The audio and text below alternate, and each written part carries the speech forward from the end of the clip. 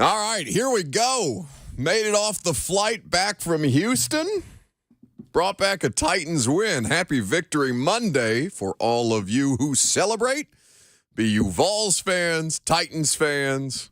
Hope you're enjoying yourself after a fun weekend of football. Happy to have you guys in for the next 3 hours.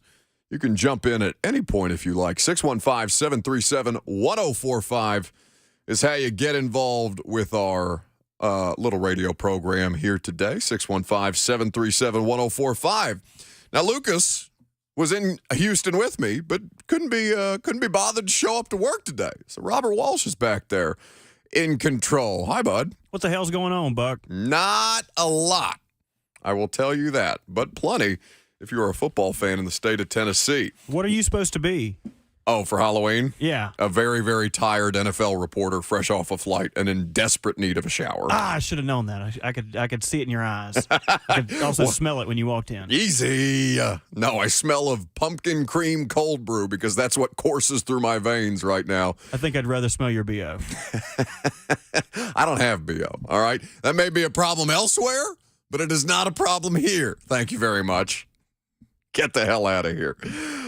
Yes, we have much to discuss, but I guess there's no better place to start than with yesterday's results for the Tennessee Titans in particular. We'll have time to get to the Vols as well. Those damn tackle cats, they just can't catch a break. What a shame. But it's the best offensive performance that they've put together all year long. And for a lot of different reasons, you know, I went into yesterday's game, understandably so, right? We get to Houston on Saturday. I land Saturday morning. I'm anticipating Ryan Tannehill not being available, but I was not sure what would be the cause of his lack of availability between not just an ankle injury, but illness as well. And so when Tom Pelissero, I believe, broke the news before the team officially put it out there that Tannehill was going to be officially downgraded from questionable to out. You know, my mind obviously pivoted to Malik Willis. All right, well, Monday is a Malik Willis show, no matter what happens against the Texans. Win or lose, the conversation is going to be about the backup quarterback. There's going to be all manner of overreaction. There's going to be overcorrections one way or the other. Even in the pregame show with Blaine and with Mickey that we do on the Lee Company Countdown to Kickoff every Sunday before a Titans game. We don't ever ask for calls one on the pregame show, but it's not something that we typically integrate in, and yet the lines were loaded with all kinds of conversation about people excited to see Malik, about, the promise of a backup quarterback. I think I said it yesterday in our discussion on the air, represents the best thing in sports, right? He represents some kind of hope, something different than what you've already been operating with. And then we get to the game, and I very quickly realize, it's not going to be anything about Malik Willis today. Today is a Derrick Henry day, kids. 219 yards, 32 attempts. He has now had his sixth 200-plus yard performance in his career. There is not a single player in NFL history that has more than that. It's him, it's OJ, and it's Adrian Peterson. Whatever you think of OJ, or what does he call himself in his Twitter videos? Yours truly? Hello, Twitter world. It's yours truly. The murderer. Yes, thank you for your subtlety. Well, either way, yours truly has a gold jacket. Not me, but yours truly, O.J. Simpson, has a gold jacket. Adrian Peterson, whenever he decides that he's tired of playing professional football, which, God knows when that's going to be, or officially retires, I think he's about as close to a lock as a Pro Football Hall of Famer as anybody that you could name. And Derrick Henry is now in that class, that caliber of player. This guy's out here putting together a Hall of Fame resume, and we're witnessing it in real time. The Malik element of yesterday's game was maybe the third most interesting aspect. There was not anything to take away, I think, of significance other than, he did not make mistakes to the extent that it cost them the game. Now, they didn't need him to do much. Mickey, I think, yesterday asked me what would I set the over-under on passing attempts for, and I believe I set the number at 12, and they went under. 10 total attempts. He was 6 of 10 for 55 yards, a pick. He had 5 carries for 12 yards on the ground. Almost got a touchdown. Got pushed out at the 1-yard line with his legs. But still, yesterday was a Derrick Henry day. And, to hear Derrick talk about it, because it's obviously a huge moment for any professional athlete in their career. You become the franchise leader in total touchdown scores all time. 75 touchdowns. Primarily on the ground for Derrick. Not a lot of receiving touchdowns mixed in there, but still, 75 in total. You pass Eddie George. You have passed Earl Campbell. Well, he was previously tied with Earl Campbell at 73, got 74 yesterday, said, no, I want the record today. Let's go ahead and hit 75. I mean, hell, I almost said a bad word. We thought he might go for 250. That's his 4th 200-plus yard performance just against the Houston Texans. Poverty franchise. Who it feels like, we were sitting in NRG Stadium yesterday amongst about 20,000 Texans fans. I kid you not. The place was empty. And, understandably so. They've been miserable for quite some time in Davis Mills. Davis Mills ended up with a higher QBR than Derrick Henry. Derrick Henry probably could have had a QBR if he wanted to. But ended up with a higher QBR than Malik Willis yesterday. But he just, utterly wretched. Utterly wretched. And by nature of the Titans' defense, just making his life an absolute living hell. So as I watch Derrick, and I feel like we've, maybe not on the radio show, because Derrick's last season was obviously hindered significantly by the Jones fracture, cost him a fair amount of time. And I remember during the 2020 season, right, where he breaks the 2,000-yard mark. He actually breaks it in Houston, ironically enough, in that would have been 17 before they expanded to 17 regular season games. He breaks he gets the 2K mark in Houston, right?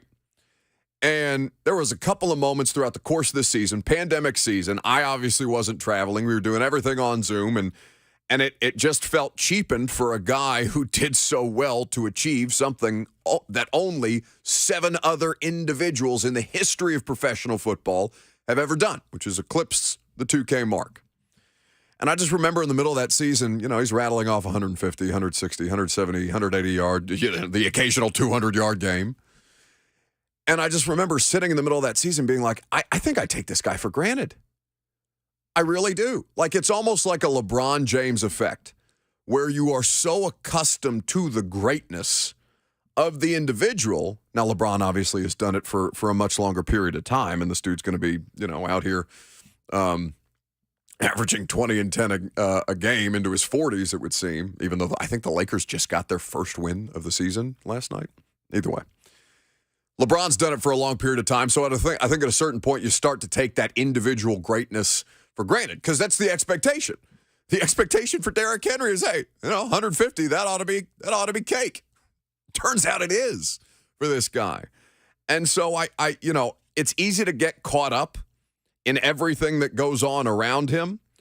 But I think more than anything else, the thing that I have to remind myself, I'm sure you don't have to be reminded of it. Maybe many of you don't have to be reminded of it. But I feel like I have to kind of like take a step back from time to time and just be like, my God, this is unlike anything, few things that anybody has had the opportunity to witness, whether you watch it on TV or you attend the games at Nissan Stadium. A lot of Titans fans made the trip down to Houston, as is typically the case.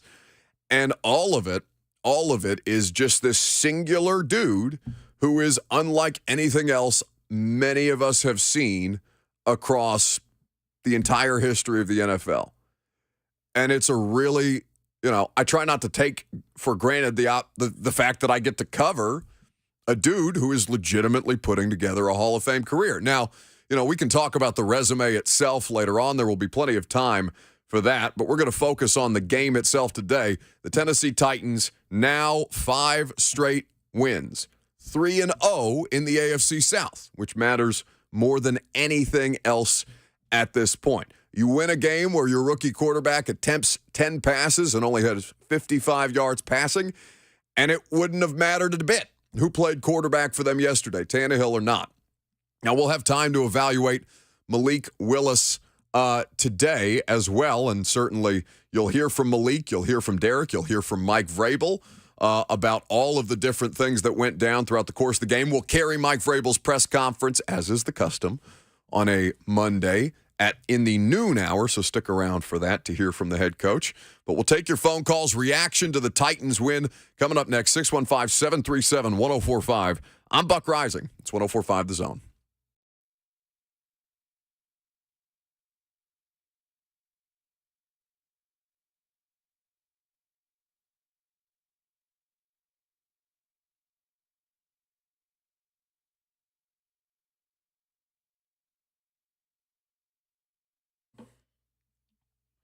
Spring Hill Heating and Cooling is the company that will take care of all of your HVAC needs. As the weather starts to get cooler, you want to make sure that your heat, if you haven't turned it on yet, I imagine many of you have, but still, if you haven't, you don't want that smell that feels like your house is burning down when you turn on the heater for the first time. You want to make sure that you get that regularly scheduled maintenance from our friends at Spring Hill Heating and Cooling. They've been in business for over 20 years, operating at the highest level of customer service to make sure that you get exactly what you're looking for and that you are comfortable in your home. Spring Hill Heating and Cooling is the best in the business for exactly that reason. You can call them for just a checkup. You can become a member of their comfort club like I am. No matter what your HVAC needs are, Spring Hill Heating and Cooling has you covered. For more information, visit springhillac.com.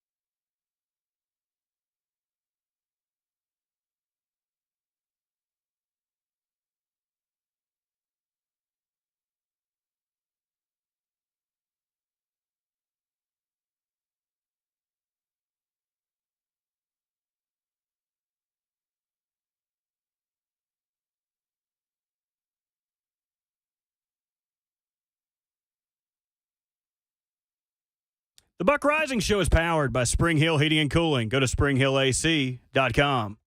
Quite a few of those great runs by Derrick Henry yesterday. Welcome back. Made it back from Houston about an hour ago. Happy to be back with you guys here today. 615-737-1045 as we recap the Titans game the victory over the Texans yesterday. A one-score game, another one-score game that they won, even if the final score was not quite indicative of how close or how far apart these two teams were. But certainly their best offensive performance of the year of the season to date. And a couple of notes from this. It wasn't just Derrick, right? Derrick was obviously the story, but as a team, they averaged 6.97 yards per attempt. He had 219, 32 attempts. He had the 2 touchdowns, of course. But Hilliard had 83 yards. He was getting what he wanted wherever he wanted it. And Willis, surprisingly enough, was not a factor as a runner in this game. As we look at this, though, I said it didn't matter who started for the Titans at quarterback yesterday, and in reality, it really didn't. There's a lot of things going on, and I don't want to just make it about Derrick. We're going to talk a lot about Derrick, obviously, because of the history, the historical precedent of what it is that he did yesterday, and obviously Malik is going to be a topic of discussion given, just the general newness of the situation. But I don't want to ignore the defense. We're going to spend a lot more time defensively later on in the show. Jimmy Wyatt had this stat about the defense. 161 yards allowed by the Titans defense on Sunday was their 6th best defensive performance during the Titans era. So that goes back to 1999. And the best since the Pittsburgh Steelers totaled 127 yards against them on September 19th of 2010. So this defense is playing out of their minds right now. To go along with Derrick, who, the Colts game was probably his best performance prior to Houston. Obviously, yesterday, he gets over his rushing yardage totals. I think Superbook Sports had him at 104.5, 104.5. How about that? 104.5, and he hit it in the first half with relative ease. He was getting whatever he wanted. Mike Vrabel talked about Derrick Henry at the podium yesterday. This is what the head coach had to say. I think we've come to expect that from him. He puts so much on himself. We all have to find ways to something good, bad, or ugly happens to get back to center and get back to work. And Derrick, he expects more of himself than anybody on his football team or any coaching member would. So I'm glad we have him. He passed Eddie today for the most touchdowns in a career by a Titan. As a coach, did you get excited about an accomplishment like that for one of your players? Sure. I'm come to work every day with Derrick, and Valentina and Adriana are at the kids' Christmas party. Of course I do. They, you get to know these guys. You spend a lot of time with them. It was our 5th year of being together.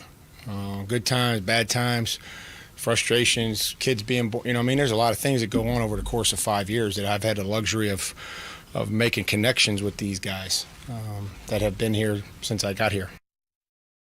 So that's Mike Vrabel talking about the significance of Derrick Henry. Now, Derrick, nobody downplays it more than Derrick, honestly, and that's he's just not. It's like Danico Autry, right? He talks with his play.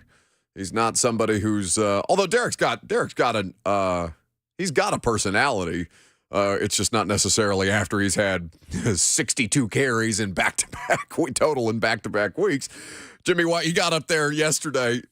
Derrick typically takes a little longer than anybody else because he's got to get treatment because God knows what your body feels like after the kind of performances that Derrick Henry puts together on a recurring basis. Got to get treatment, got to get, showered, dressed, out to the podium. About an hour and a half from the end of the game by the time we go through the locker room, Vrabel, and all these other things. And so he finally gets up to the podium, and Wyatt just looks at him and goes, "Hey, Derrick, you tired?" He just and he kind of side-eyes Jimmy a little bit. He goes, "Tired? I'm a little winded, but, it's all right."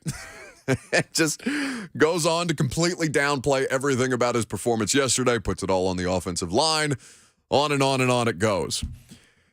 And I'm sitting here, And maybe somebody will call and correct me today, but I'm sitting here with a thought that now that he's past Earl Campbell and Eddie George, just in terms of total touchdowns scored, is Derrick now the best running back in the history of this franchise? Because those are two very, very significant names, meaningful names, historically great names. And I don't say something like that lightly, but nothing about the Derrick Henry experience should be taken lightly either. There is a legitimate conversation to be had. I mean, he's been in the league since 2016. There's no sense that he's slowing down, although he did get caught from behind for the first. I haven't seen that happen very often. Derrick Henry caught from behind by a defensive back on the 41-yard rush, like the second offensive play that they had where he just breaks through and gets it going. Rare to see Derrick caught from behind like that. But even still, like, there's no sense that Derrick can't continue to do something like this for the foreseeable future. And so as we begin conversations, and, they started as soon as he eclipsed 2,000 yards, Derrick Henry as a Pro Football Hall of Fame, or has Pro Football Hall of Fame potential. He's not there yet. But is he already, if he's not a Hall of Famer yet, is he already the best running back in the history of the franchise? Eddie went to a Super Bowl. They didn't win it, but there is more consistent postseason success for those teams than there have been for Derrick in his career. Now, Derrick has been to the postseason several times at this point. And, while they did make the run in 19, it's not there is not enough of that, I think, for people to look at the resume on paper, who will ultimately judge this, whatever you think of the pro football writers who are elected to vote on these things. In fact, I think we only have one in our market specifically as a representative for, like, the Tennessee media contingent. I think it's just Paul. But at this point, you have to at least have the conversation. Now, that may sound blasphemous to some of y'all, and I'm not out here hot taking. I think you guys know me better than that. I'm not interested in doing that today. But if there's a legitimate conversation to be had among incredible running backs, a franchise like this, and you have to factor Chris Johnson in as well. I know he was just on Lawan and Compton's podcast, Bussing with the Boys, and I know he recently said that he believes himself to be better throughout the course of his career than Derrick Henry has been to this point. But, I mean, CJ was electric, absolutely electric. I don't know how much longer he's going to be able to hold on to that train of thought, no matter how unreasonably confident professional athletes can be. 615-737-1045 is the number. Let's start with Luke in Hendersonville this morning. Hello, Luke. Hey, how are you, Buck? I'm well, thank you. I just wanted to bring up, looking forward to Kansas City. Obviously, I think if we don't have Tannehill, we don't have a chance. But were you surprised at still some of the mistakes? The false starts, the missed field goal, the sack, getting us out of field goal range before the end of the half.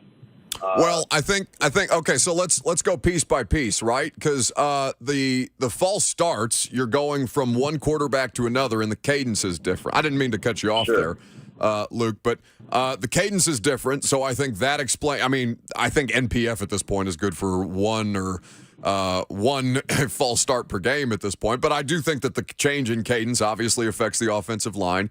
I think, Randy, whatever. I mean, there are going to be missed field goals. It's not great, but to have special teams in that spot fail you is not ideal, especially when Robert Woods fields a punt and then fumbles it. And then, on top of everything else, I just think, it's like every other game that I've watched, except it was their best offensive performance of the season. Thanks for the call. Go ahead. Yeah. No, I was just going to say, are we going to get any updates today about Tannehill? Are they supposed to speak to the media or anything? I mean, Mike's going to talk to the media at noon, but I mean, do you know who your head coach is? Thank you for the call, Luke. He's updates. What? Updates on the health and status of players? Other than, we're going to take a look at him today. That's probably about as much as you're going to get. I don't know if it's like Mike after the Colts game where I think Teresa. It should be. I'm pretty sure it's Teresa. At the start of these things, when she started off in a question, Mike just cuts her off in the middle of it. It's like, yep, gonna get turnovers. Got to get turnovers. Got to win the turnover battle. If you guys aren't familiar with the formula, I'm paraphrasing, but if you guys aren't familiar with the formula at this point, this is how we have to win games. And to their credit, like the whole one-score game statistic is incredible. Because at some point, almost every other NFL team defaults back to 500 when it comes to one-score games. And yet, here the Titans are continuing to expand their margin of victory in one-score games in ways that other people, that other franchises, other coaching staffs would find completely unthinkable at this point. So I think for all of those different things, offensive miscues, yeah, your team is not, but your team to date had not been special offensively. Like Derrick's had some moments, but they had not been overwhelming. They had not been efficient. They had not been anything that you would write home about. And then Derrick goes nuts and you completely change the narrative, or you wipe away the things that you've seen previously, because I think we're all a product of recency bias, and you're like, holy hell, how did they just do that? Well, I mean, it helps that it was against the worst rushing defense in the league, but still, there were plenty of reasons that they could have faltered in that game. But between Derrick and the defense, those two things are enough to continue to will you to wins. It's pretty unique to watch.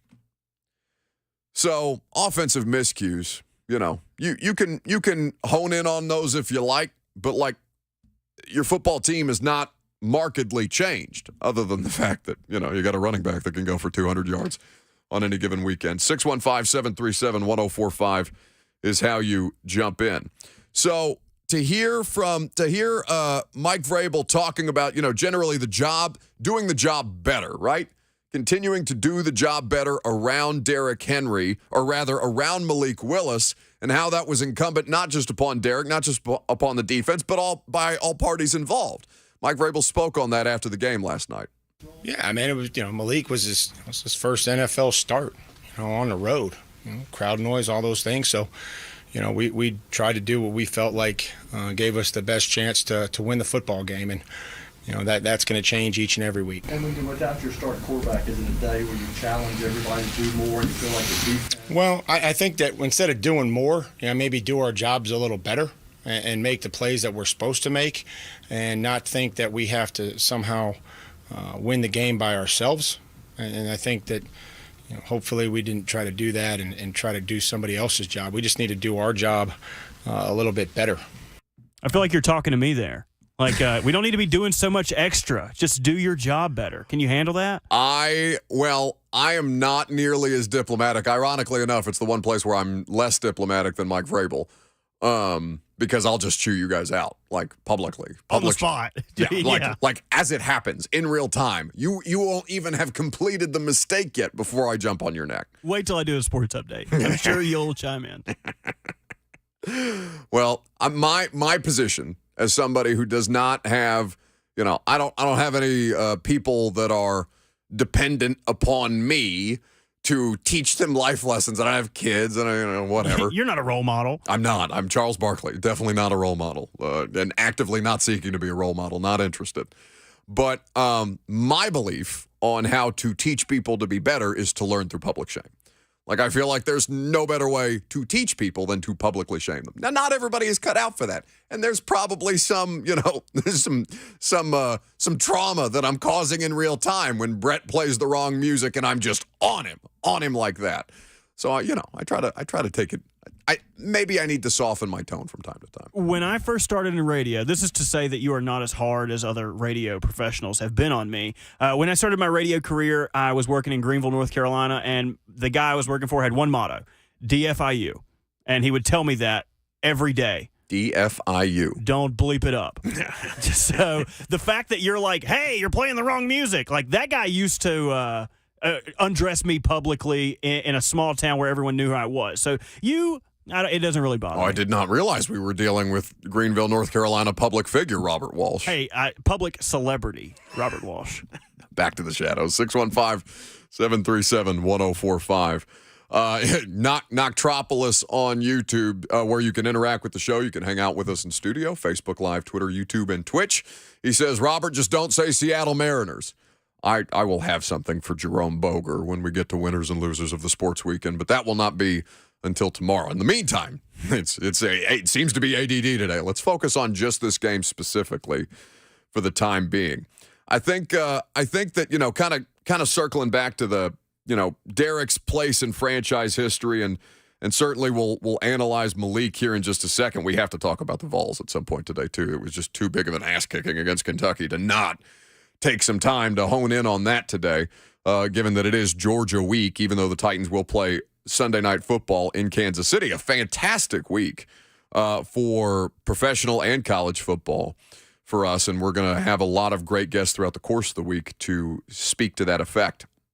But I do think that there is probably a contingent of Titans or Oilers fans that are not comfortable with the idea that Derrick is surpassing or has surpassed, literally surpassed in terms of certain metrics like all-time touchdown scores, Earl Campbell and Eddie George. And, you're never going to be able to separate some people from what it is that they most associate with their best childhood sports memories or formative year sports memories, of which I'm sure Earl Campbell and Eddie George were a part of for so many of you. But I do think in real time, you have to consider the greatness of what you're witnessing in front of you. And I think Todd Apple on our YouTube chat today says it best, records are made to be broken. There are a lot of records that are really damn hard to break, though. And this man, he seems to take great pleasure in physically breaking things in front of him. It's funny. I was talking to Nate Davis, the right guard, in the locker room last night. I'm just like at what point does it kind of click for you? They really can't do anything to stop us. It doesn't. Yes, it matters that Derrick Henry is back there, but they're not stopping Hilliard. They're not stopping anything on the ground. We are physically mashing them at the line of scrimmage. And he goes, yeah, we're just kind of used to it at this point. It's kind of what we do. The offensive line, now Houston, again, literally, and it's going to get substantially worse given how much total 317 total rushing yards for the Tennessee Titans against the Houston Texans yesterday. I'll have to look at my game book quickly. It was north of 300 yards on the ground between Willis, Hilliard, and, of course, Henry. They are the NFL's worst rushing defense. But that offensive line, as it spends more time together, I still think Dennis Daly is a liability in pass protection. I still think they're just generally a liability in pass protection. But I do think that you are starting to see the groundwork, literally the groundwork being laid for an offensive line that can accomplish the goal of what it is that this team's identity is, which is to run the football, to get Derrick Henry in advantageous positions, to have the quarterback be a function as a product of the offense, a cog as a part of the offense, no matter whom the quarterback is. And then, to have Jeff throw Texans offensive lineman into Davis Mills to have the offensive lineman sack their own quarterback because Jeff's out there on a bum ankle, still just making people look foolish. It's a positive development, especially heading into a game like Kansas City, where there is not a quarterback, no matter how great Josh Allen looks last night, even as he got sloppy in the second half, hurdling linebackers and lowering his shoulder, and he's one of the most unstoppable forces in football this year. Mahomes' efficiency is operating on a different level. So if you're going best on best, it's not lost on me that now Derrick Henry is really starting to round into form. 615-737-1045. You can jump in at any point. We're gonna talk more about Malik Willis specifically And if we can finally all come to a damn consensus on this Titans quarterback situation, now that you've seen a full game sample size. But first, we have to take a brief moment to talk about what the Vols, V-A-W-L-S, did to those Tackle Cats on Saturday, because it was unbelievably impressive, and it just goes in line for a performance that sets the stage for number 1 Georgia and number 2 Tennessee this Saturday down in Athens. Vols talk next.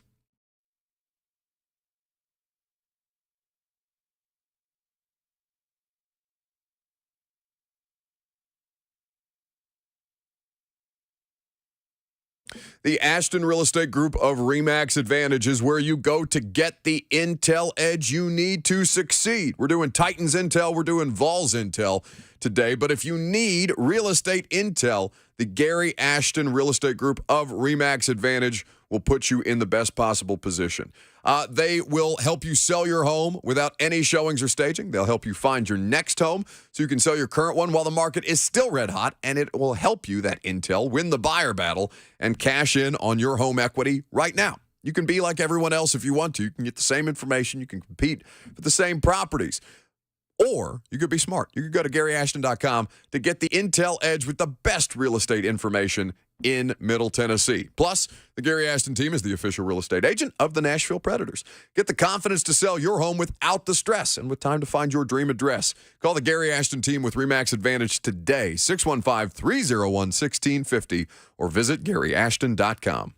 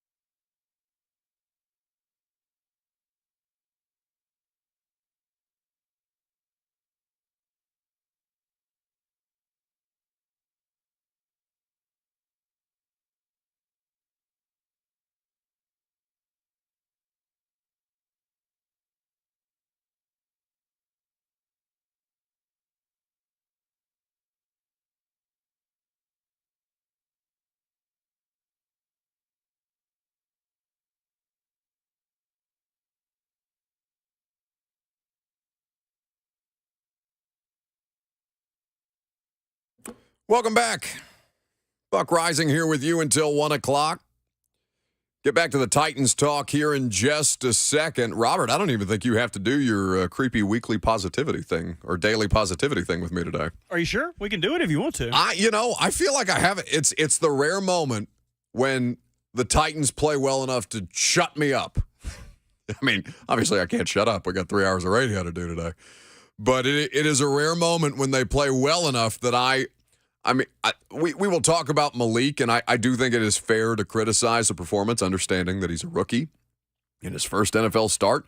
And honestly, it did not go nearly as poorly as it well could have, especially when you look at some of the rookie debuts at quarterback in years past. And hell, I mean, just to take a look at the what was it? Is it Lawrence is in his second year, so that would have been the 2021 quarterback class with Lawrence and Mills and Mac Jones. And, I mean, obviously Trey Lance is down bad for the season, but, like, they are really struggling significantly into their second year thus far. Mike Herndon had some pretty fascinating numbers on their total collective win-loss records and how it's been a really, really heavy lift for those rookie quarterbacks. So rare the moment when I don't have anything bad to say about what the Titans did, win or lose. And it's not like I'm looking for bad things to say, but, a lot of the performances this year have been questionable at best, despite the winning that they have done. And to their credit, they continue to win.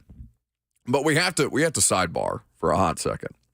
Because anytime Tennessee and Kentucky play, more often than not, it's going to go in favor of Tennessee.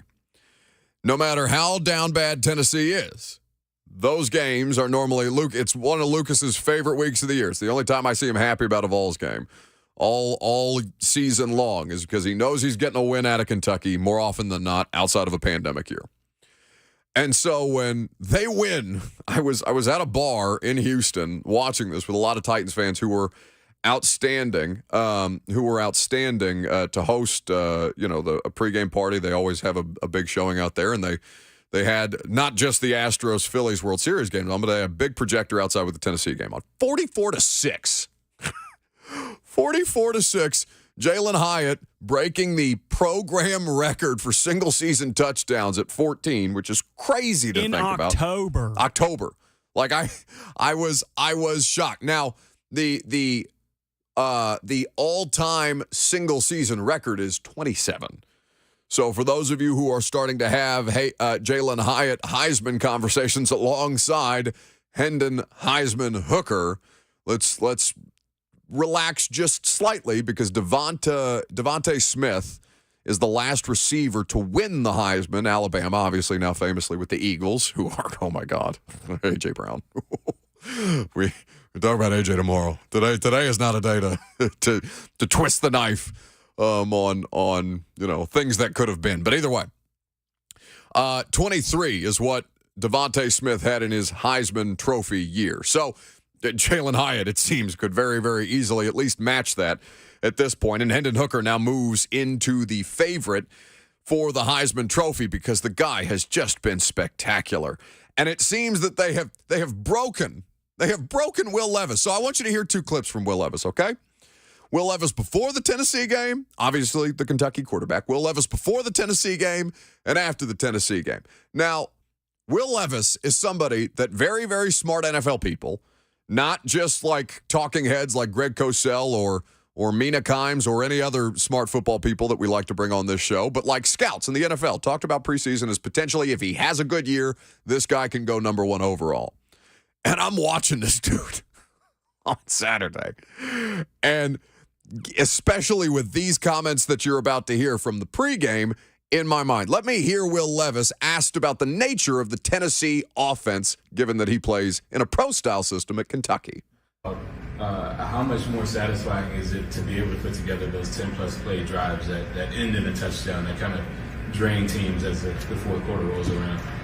It's cool. I mean, I love throwing 80-yard touchdowns, but, I mean, that's real football. That's real football. When you have two good football teams going against each other, they're going to make plays, we're going to make plays. And it's not youth football. You're not going to have a guy that breaks 5 tackles every other play, you know. As long as they're doing their jobs and we're doing our jobs, but our job is just a little better than their job, then we can keep clicking away at yards, at first downs, and that's how the pros are. That's how good football games usually are. And if you want to have a good team, you got to be able to have those types of drives and to make those plays. Is Will Levis aware that he's still playing college football and not professional football? Oh, that's real football. Real football, He you comes say? off as like, you don't strike me as a video game guy, but in video games like Call of Duty just came out. People complain like, bet the under on whatever the Cardinals are going to do this. hey, they lost to the Vikings. There it man. is. In Call of Duty, they're like, oh, you're using a shotgun. You're camping in a corner. That's not real Call of Duty. We're winning. Are you mad that I'm killing you with a shotgun? Or are you mad that you're losing this real game? Both. To hear him talk about real football in the pregame, and they did. Their scoring drive, their one scoring drive, and they missed the extra point. They did that. And then they didn't do it again for the rest of the game. Where is your real football now, Will? No, Your gods have forsaken you. Your real football gods. Hey, just the idea that and I understand, like, Will Levis is a legitimate pro prospect. I understand that there's going to be a lot of jokes made around that today and for the remainder of the season, because Kentucky's season has not gone the way that they would like for it to have gone, and Levis doesn't have a tremendous amount of help this year. I'm not making excuses for Kentucky. They got beat soundly, thoroughly, every way that you could possibly be beat. Tennessee got them, whether it was with big hits on defense that caused interceptions that could have been. I saw Theo Jackson, former Titans draft pick. I believe he's now on the Minnesota Vikings currently, talking about the interception and chirping at a couple of guys on Instagram, being like, I know you're faster than that. I know you got better wheels than that. But 44-6, yeah. So there's Will Levis before the game. He's talking about real football. He's talking about that's how the pros play, forgetting that he, of course, is still currently in the middle of his college football season. And then listen to the question that this reporter asks Will Levis after the game, after they get smacked 44-6 by the University of Tennessee. As you guys imagined, the way Tennessee has this thing rolling, does it feel in some ways like you're kind of watching somebody else have the season you imagined this was going to be for you? No, I mean, I don't really care. I'm just going to take it one game at a time and keep having the best season that we possibly can. And it sucks that it's not playing out the way that we had wanted it to. And props to Tennessee. They're a great team. And hope they continue to go and keep playing good football. He sounds like he's going to cry at the end. Hey, does it bother you that your hot girlfriend is out there making out with the starting quarterback? No, I don't really care. I heard he was a good kisser. Hope they keep having good makeout sessions, you know. I heard he was a good kisser. Like, get out of here, man. Go drink some mayo. Come on. Yeah, too much mayo on the coffee, apparently, for Will Levis. You want to hear a stat that's crazy and something that I just looked up to confirm because, sometimes the internet lies to you? No. Okay, that very effectively undermines me. Thank you for all your help today. Nick Green, 18, on the Twitch chat, Facebook Live, YouTube, Twitter, Twitch. You can interact with the show. Nick Green, 18. Jalen Hyatt has more receiving touchdowns than Will Levis has passing touchdowns this season. Oof. 14 receiving touchdowns by Jalen Hyatt to 13 passing touchdowns for alleged pro prospect Will Levis. Real football. Yeah, that's something else. Let's talk about some real football that was played yesterday afternoon in Houston. Let's talk about a quarterback who was very, very much under the microscope, and fortunately, by the good grace of Derrick Henry and a defense, the microscope was quickly taken off of him en route to a win. We're going to analyze Malik Willis's performance against the Texans coming up next.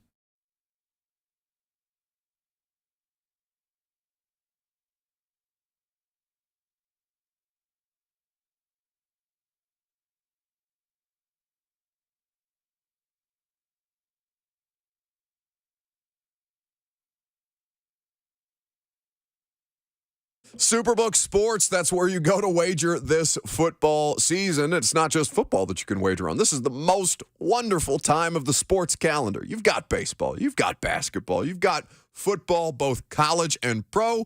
Sprinkle in a little hockey if you like, and Superbook Sports will allow you to wager on every major sport. Their app is the best. It's clean, it's easy to use, it's simple. They even have a tab for Tennessee teams if you want to focus in on making some money on your favorite sports teams here in the great state of Tennessee. They'll match your first bet up to $1,000 at Superbook Sports, win or lose. And they offer you the opportunity each and every day to take the fight to the best odds makers on the Strip in Las Vegas. For terms and conditions, visit superbook.com. Gambling problem? Call the Tennessee Red Line, 1-800-889-9789.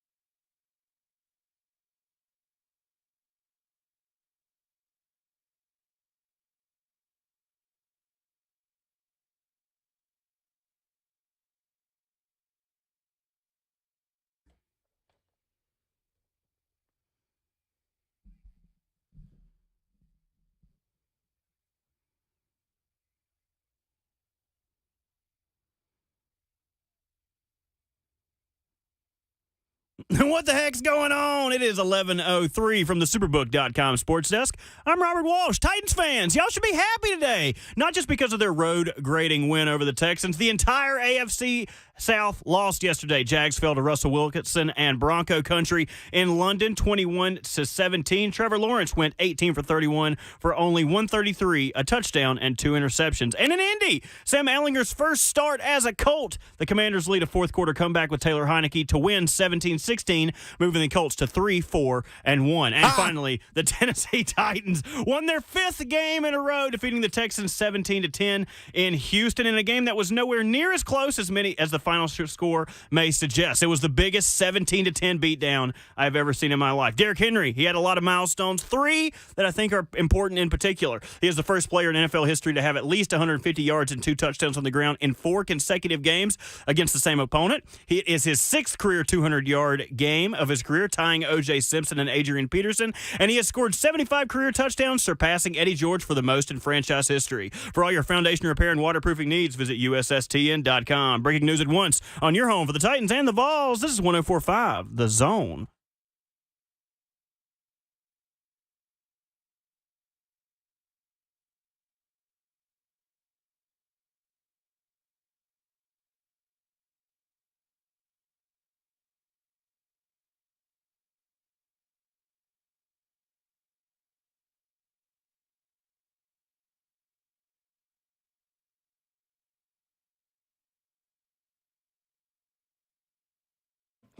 Here we go. Hour number 2 off and rolling. Happy Monday.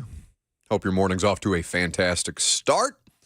We are so thrilled to have you here, whether you're just jumping in your car, you're turning on your podcast app a couple hours after the show, whether you're hanging out with us on the 104.5 The Zone app, the live stream, Facebook Live, YouTube, Twitter, and Twitch. So many different ways that you can consume us. We're grateful that you do it anyway. Robert Walsh is back there making it happen. He's happy to take your phone calls, I assume. 615-737-1045. Are you indeed happy to take their phone calls? I'll take them. Okay. I'm not going to be happy about it, but I'll do my job. Well, he will begrudgingly, either way, he will do it. Begrudgingly or willingly, he will do it here throughout the course of today's show. And the question that I'd be curious to hear from as many of you as are interested in calling in today from, and if you want to interact on the chat as well, you can do so. What were your expectations, or how did you process the Malik Willis experience yesterday? Did he meet your expectations? Did he fall short of your expectations? I would be surprised to hear anybody say that he exceeded expectations. But this was something. It's new, right? It's bright, it's shiny, it's new. It's kind of like the stadium renderings. You're all excited. It's Christmas Day. You've got a new quarterback. You've been pining for this, lusting for it, basically since the 3-interception playoff game, and now you finally get to see it in action. I can't tell you how many damn tweets I got on Saturday afternoon through Sunday morning before kickoff that the Malik Willis era in Tennessee was getting ready to start in spectacular fashion. And then he played. And the Titans beat the Texans. He's 1-0 as a starter.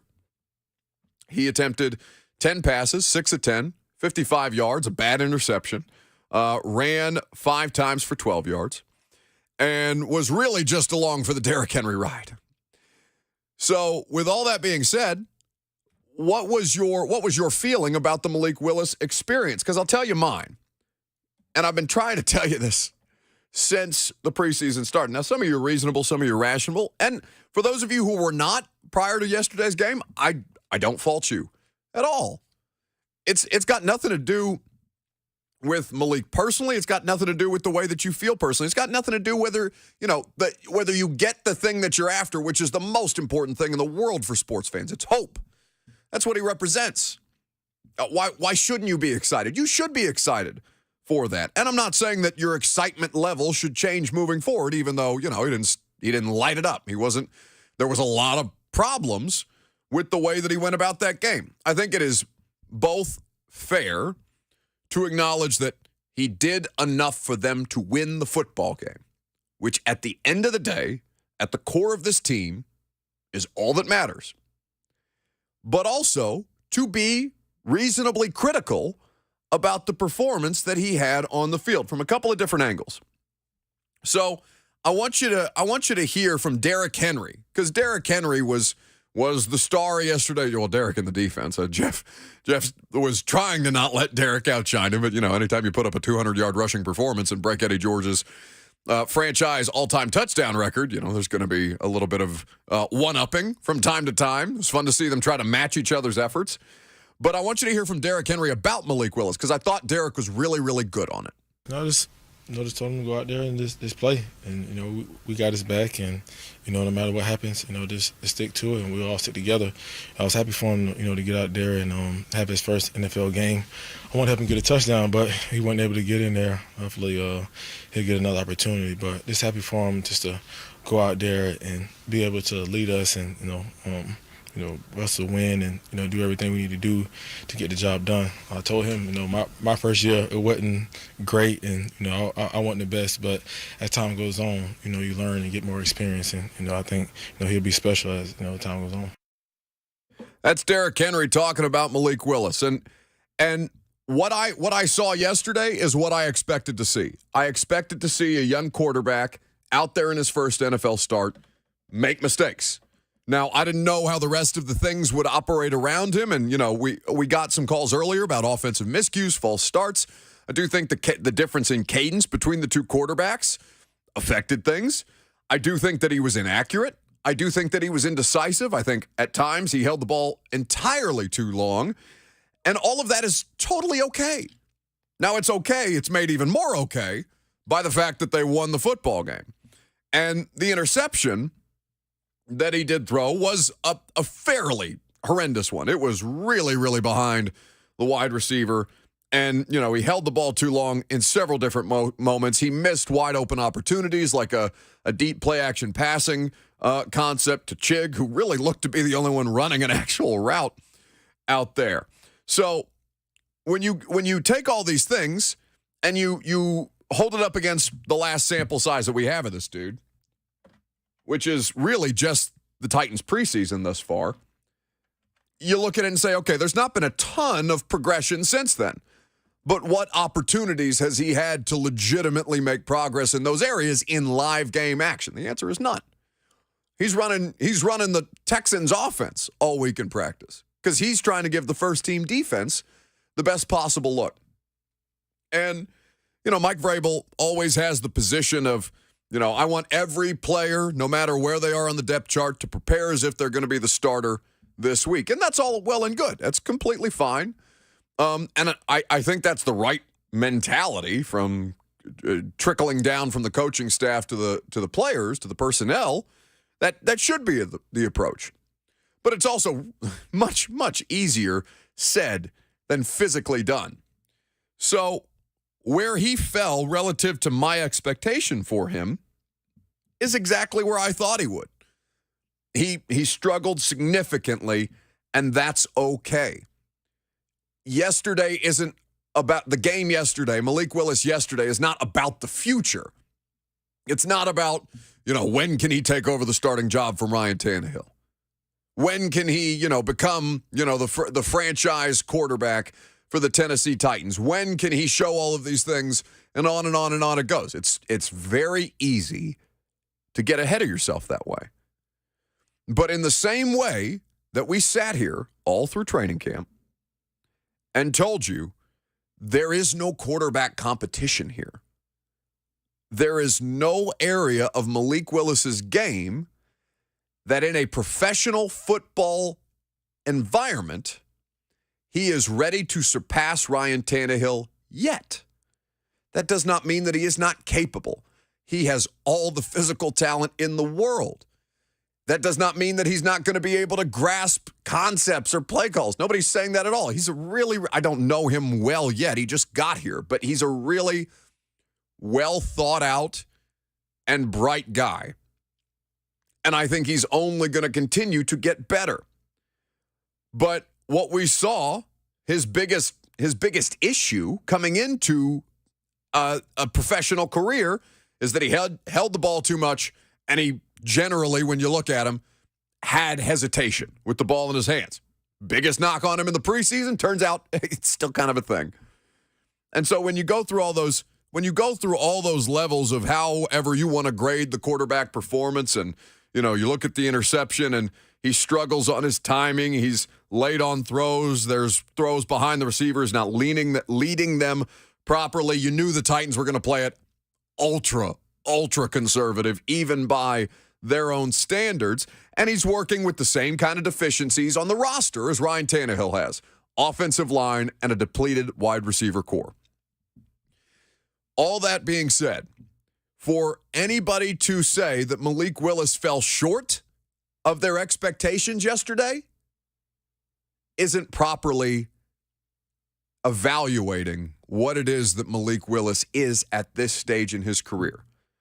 And I think yesterday provided a lot of people the opportunity to reset those expectations and to, kind of understand that this is a slow burn. This is the definition of a project player. And he's in a perfect situation to continue to develop as a part of that progression. 615-737-1045. You're going to hear from Malik Willis coming up next. We're going to take your phone calls on the rookie quarterback or anything else that you observe from the Titans game. I'm Buck Reising. It's 104.5 The Zone.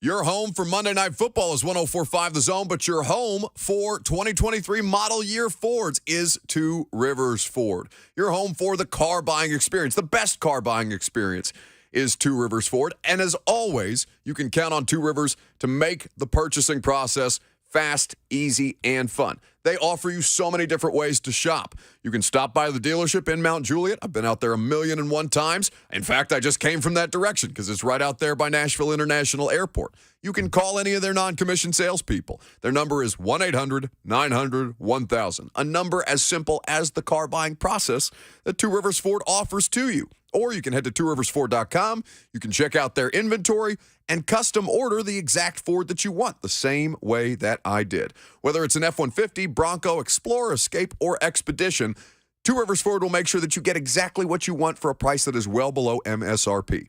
And that goes for custom orders, too. In fact, Two Rivers Ford has been selling all non-specialty new Fords below MSRP for decades. So reach out to Two Rivers Ford and see for yourself what everybody is talking about. Two Rivers Ford, powered by Ford, driven by people.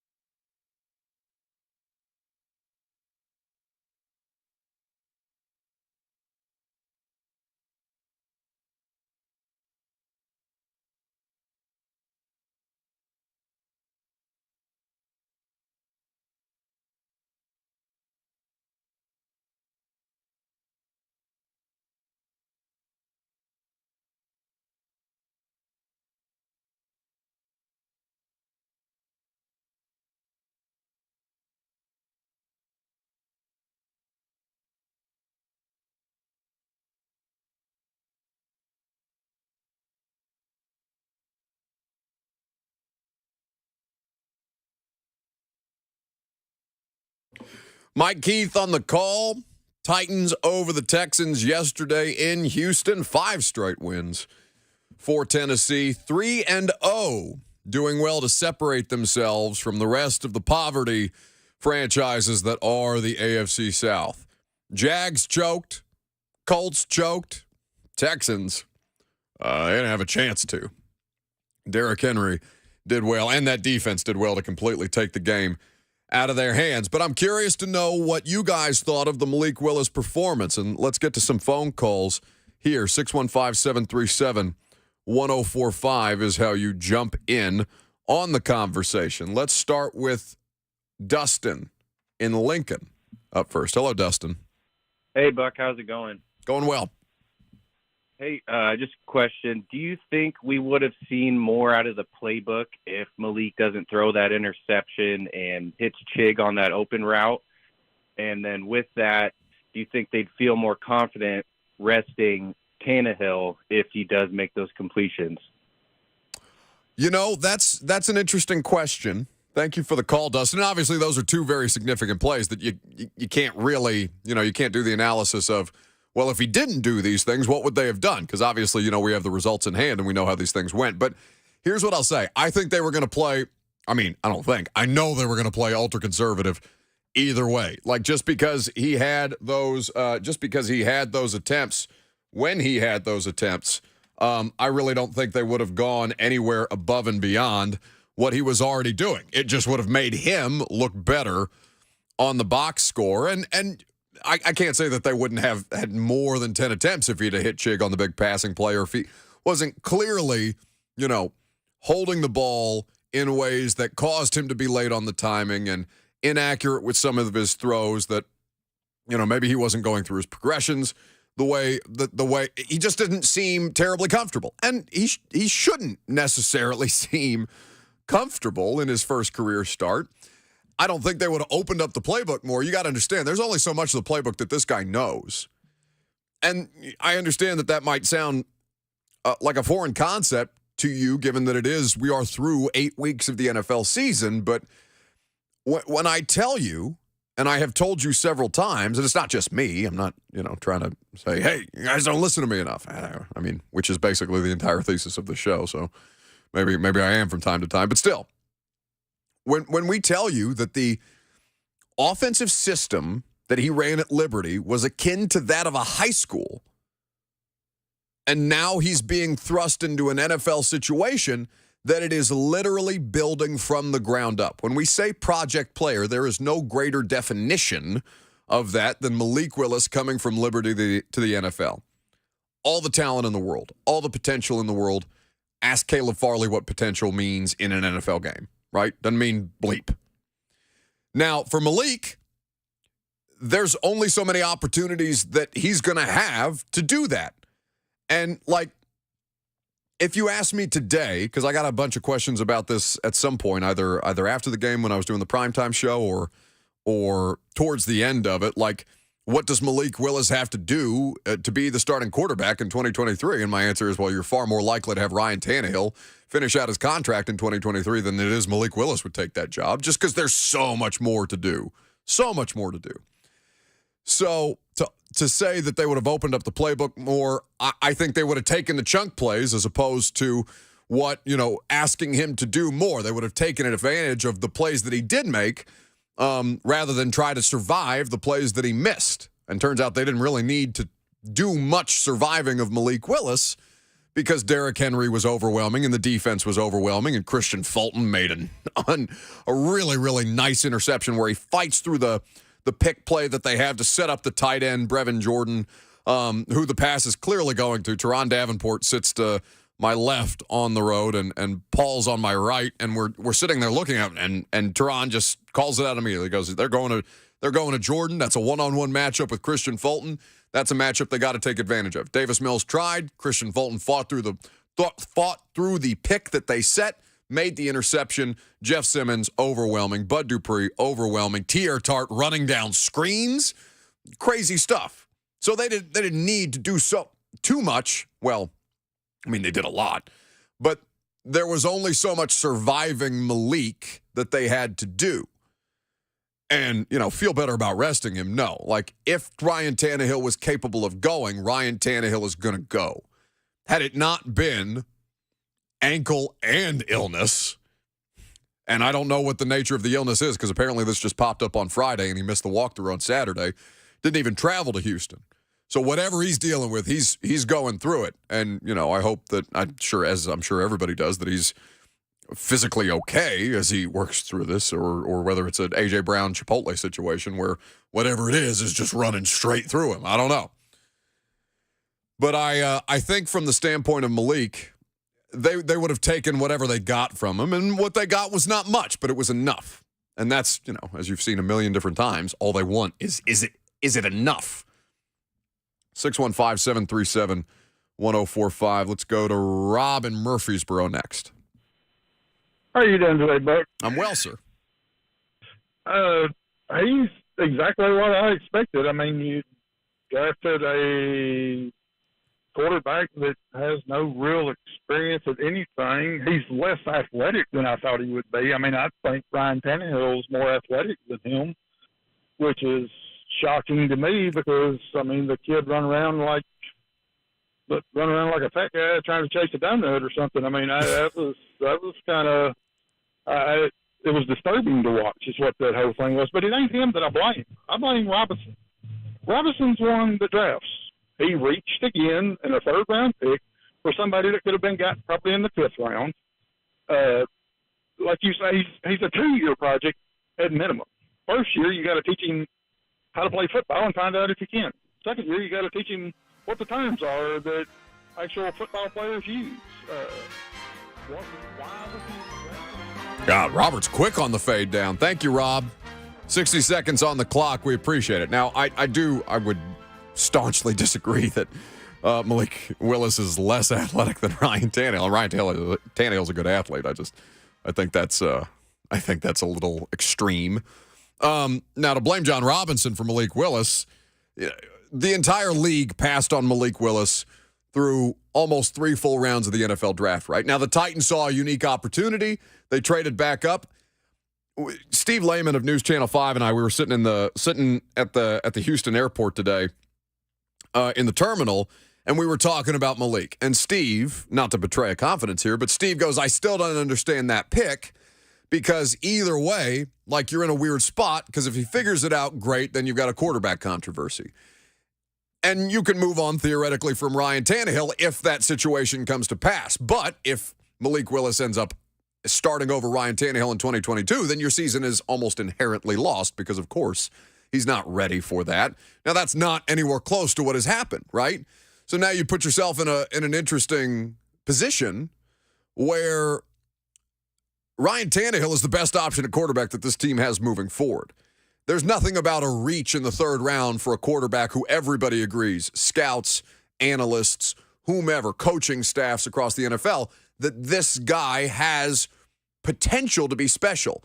The hit rate on first-round quarterbacks is trash. Let me pull up the Mike Herndon tweet that I referenced earlier in the show about the record of starting quarterbacks from the 2021 draft and how poorly they have done in their second seasons. Because it's pretty shocking to see the list of names, the caliber of player that was drafted. A lot of guys who were consensus like, all right, Trevor Lawrence, no doubt, right? He's the best prospect since Andrew Luck. You've got, I'm blanking on the 49ers quarterback's name, Trey Lance, who has, injury is difficult, but has obviously missed a substantial amount of time. So here's the tweet from Mike Herndon, at Mike Herndon NFL. QB wins isn't everything, obviously, but the 2021 quarterback class is off to an incredibly rocky start when it comes to winning games. Lawrence is 5-20 through 2 seasons. Zach Wilson is 7-11. Trey Lance 2-2. Justin Fields 5-13. The Bears got literally run by the Cowboys yesterday. Mac Jones is 12-10 with the Patriots.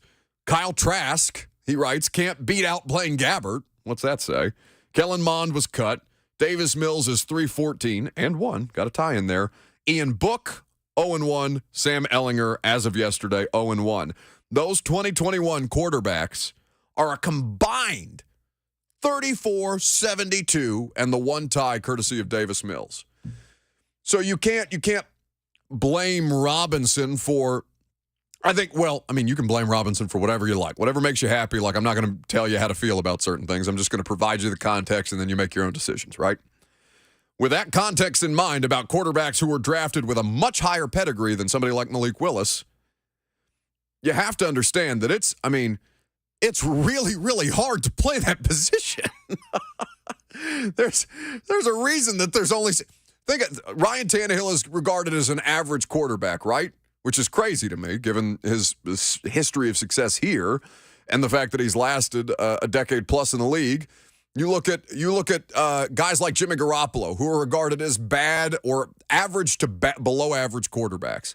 Jimmy's played in a Super Bowl and still finds ways to go out there and make plays.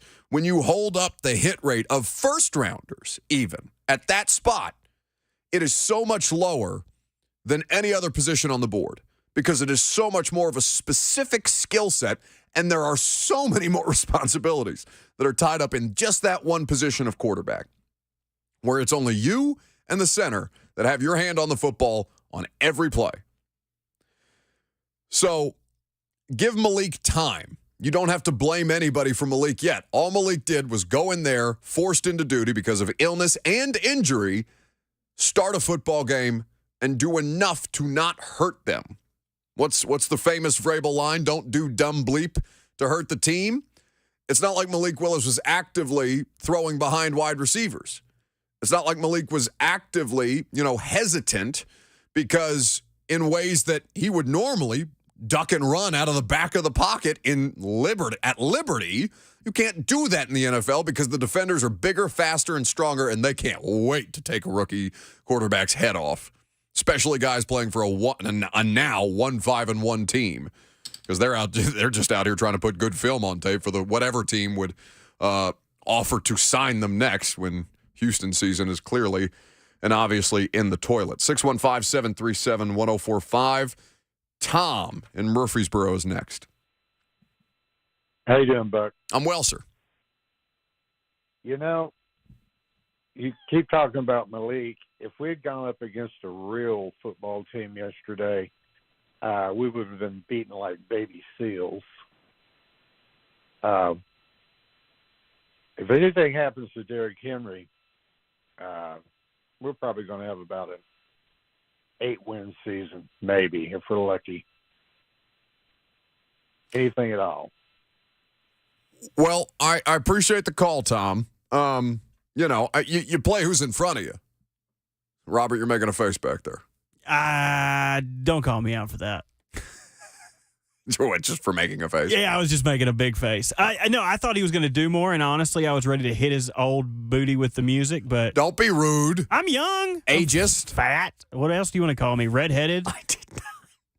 You do all the time? He's like, look at that chubby boy walking in here. He should be on PhD nutrition. I heard you talking about it in the break room. It's okay. That's just you actively trying to get a sponsorship out of this. Well, I see I mean, if you're going to pull my leg. We are not ageist on this show. And I think old is a term of endearment. I call my mom old. I'm like, what are you doing, old lady? That's incredibly rude. She's not a fan either. Then maybe don't do it. See, public shame. But I will say to you, you play who's in front of you. I understand that you think if you'd have played Kansas City this week, it probably probably would not go as well as it did for you yesterday. Now, maybe the defense still plays out of his mind, and maybe Derrick still goes crazy. Maybe not 219 yards the way that he had, but whatever. I don't like that analysis because it ignores what we actually have in hand. You can't denigrate the results just because they didn't meet your expectation. This is something that I've had to learn because nobody bitches more about the way that they play offensive football than me. I promise you that because they drive me insane. I've been waiting 7 years for them to evolve into a modern offense. And you know what they tell me every time? Bleep you, run the ball and play defense. And they win, and they make the playoffs. So what the hell do I know? I hate that as analysis just because it's not a fair assessment to the job that they did and the job that they have done to now be 3-0 in the division and to win 5 straight. Like 8 wins, okay, you've already got 5 on the season and you've gotten them consecutively. They're opening up as a 10.5-point road underdog against the Kansas City Chiefs. And I would take the Titans in that spot 10 times out of 10, even as I know that they do not have any business keeping up with a team like the Chiefs. They just do things to make them efficient, to make them effective. And I can't believe I'm the one defending them when they frustrate me the way that they do. I'm sure plenty of people feel the way, I believe the caller's name was Tom. I'm sure plenty of people feel the way that Tom did, right? Where it's a slog and it's difficult to watch and you're not getting as much as you want out of the quarterback play. And what? 5 straight.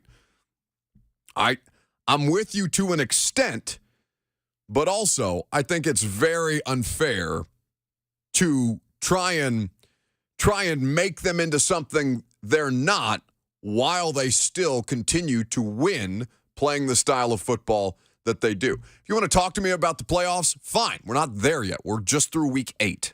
And we're not even through week 8 because the Browns and the Bengals will play tonight. But it doesn't bother me. Like I'm not like triggered or anything by that kind of analysis. I just think that it does everybody involved such a disservice because they're not focused on the sample size as the whole. Their objective is to, okay, I've got this at quarterback, I've got this at wide receiver, I've got this at defensive tackle. I have to win a football game on Sunday. And they do it. Let's go to Mahogany, who's calling us from his Amazon truck. Hello, Mahogany. Hello. Hey, what's going on, Buck? How you doing? I'm good, buddy. Good, man. Hey, so, yesterday was kind of what I expected. I didn't expect a ton. Because he's just been running scout team with no real game reps. Would I have liked to see him throw the ball more? Yes, but at the same time, the way the game was going, you just kind of you just ride Derrick to the end. It gives him a chance, though, to put some actual game film on tape. He can analyze it, learn from it, and grow from it. But the way the running game was going yesterday and the way the defense was playing, let him sit, let him watch. So thanks for taking my call. Thank you for the call. I agree with that assessment. Listen to Malik Willis talk about the offense and his performance within the offense yesterday. He was asked, what is the question in there, Robert? No question in here, but I believe he was asked what it's like to have Derrick Henry as a safety blanket and running with this offense. Okay, let's hear from Malik Willis about the concept of Derrick Henry as a safety blankie. More than anything, I don't look at it like a security blanket. I think it's our offense. More than anything, I don't look at it like a security blanket. I think it's our offense. When we run the ball and they can't stop it, what would you do? So we just try to continue to stay within our offense and play the game and go out and try to get W's. The job is to stay within the offense. So nice he said it twice. I do think that it's, it's the same conversation we have every week, right? Like, this is who they are, this is what they do, bleep you if you don't like it. And that's the attitude, that's the approach.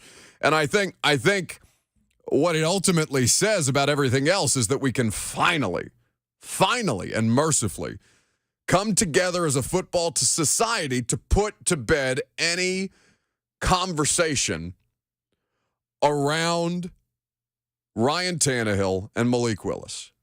Because I think everybody, no matter how big a Tannehill detractor that you are, can see that he gives them the best opportunity to win football games, which is ultimately, it's not like right, wrong, or indifferent. It's not like, okay, we're gonna, this, here is why you're wrong. Finally, you see how wrong you are. No, it's the nature of what this is.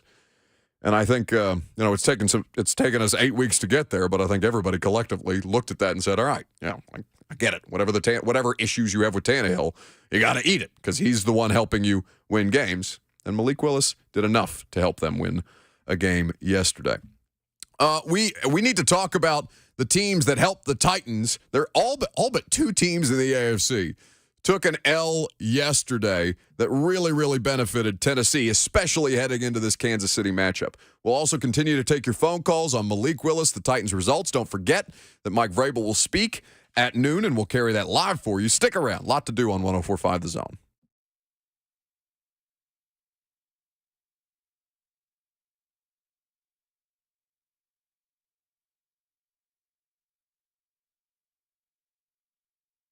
Let me tell you about our friends at the Tennessee Men's Clinic. Did you know that getting your testosterone levels checked should be a part of your annual routine men's health care? Not something I had any idea about at all until I talked to the Tennessee Men's Clinic. They ran the same test on me that they will run on you when you go to visit them if you are curious to know your numbers. A testosterone and PSA test, it takes a matter of minutes, and they will get you your numbers to help you evaluate how testosterone can impact your day-to-day, whether you're feeling run down, sluggish at the end of the day, whether your sex drive's been lower than it used to be, whether you're experiencing a loss of muscle mass or weight gain in unflattering areas. All of those can directly correspond with low testosterone. The Tennessee Men's Clinic will get you right and help you get back on track fast. For more information, you can visit them at thetennesseemensclinic.com.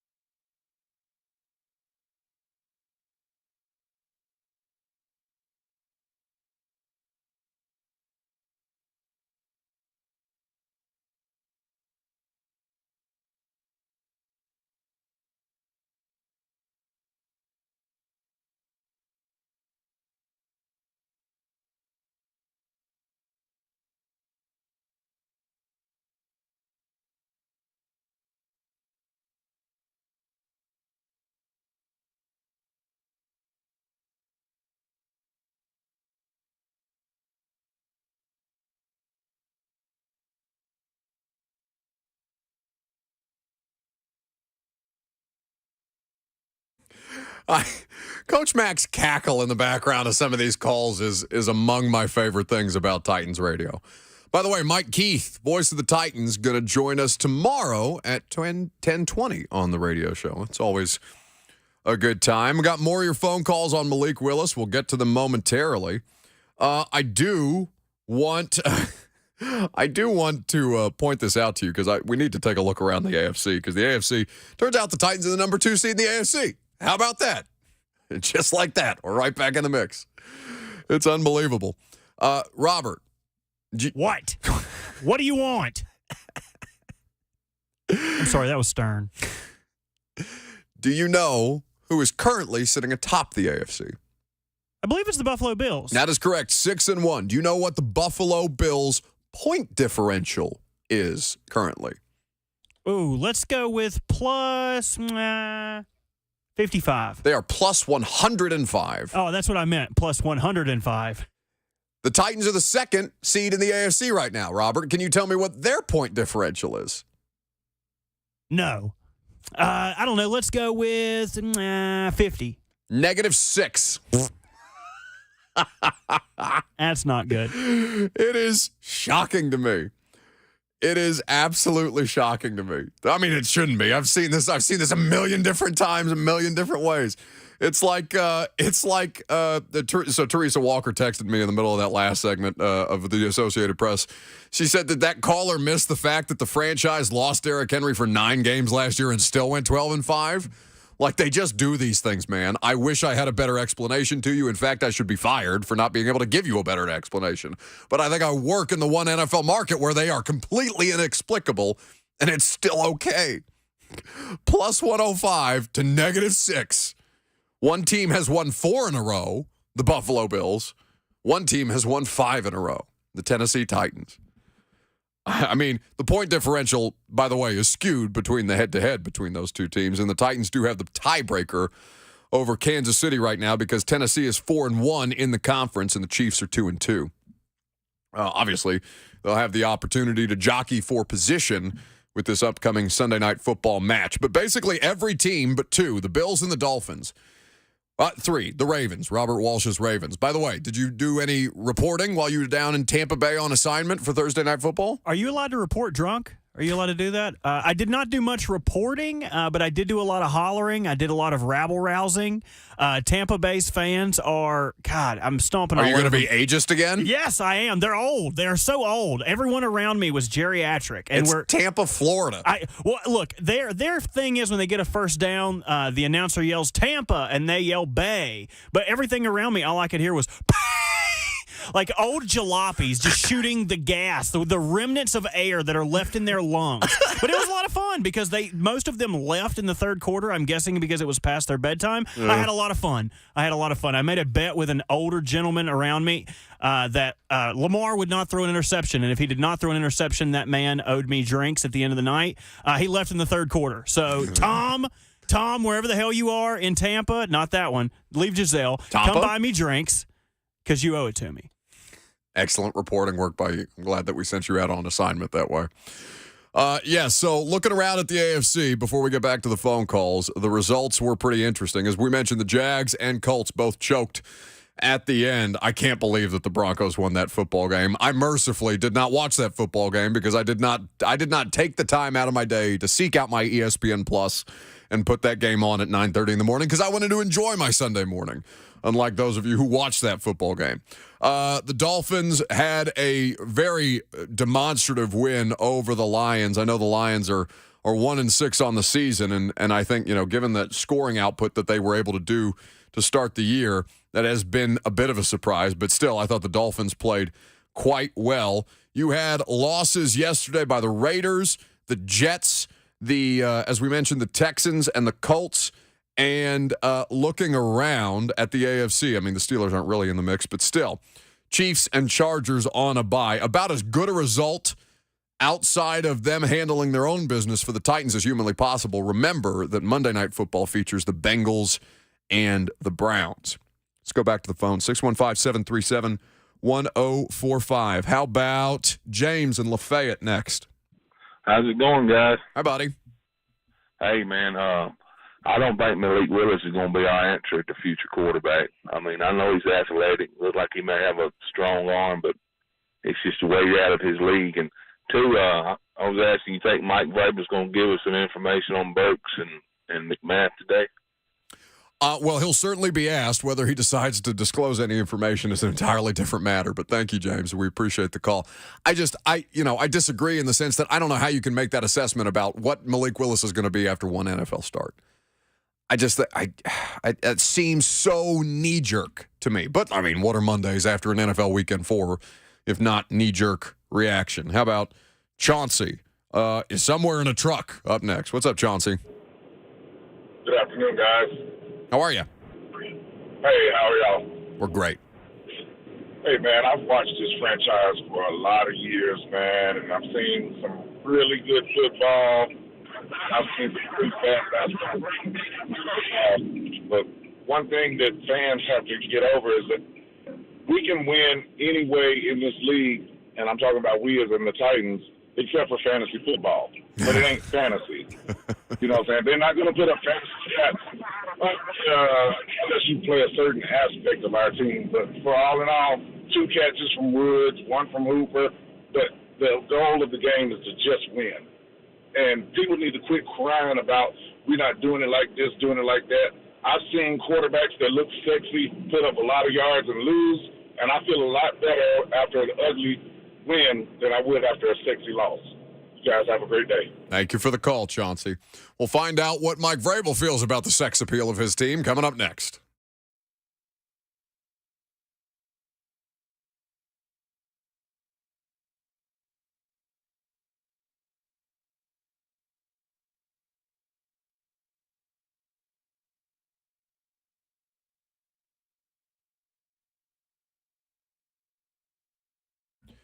Country Financial. Been a while since we've heard from our friends at Country Financial, but you know that they're always going to have your back. Did you know that the cost to rebuild a home has increased by almost 50% in the last 3 years, which is something I'm sure many of you have experienced, particularly when it comes to property value. If something happened to your home, it's absolutely important to make sure that you can afford to rebuild. Most home insurance, as a matter of fact, does not account for inflation, but with Country Financial, it can.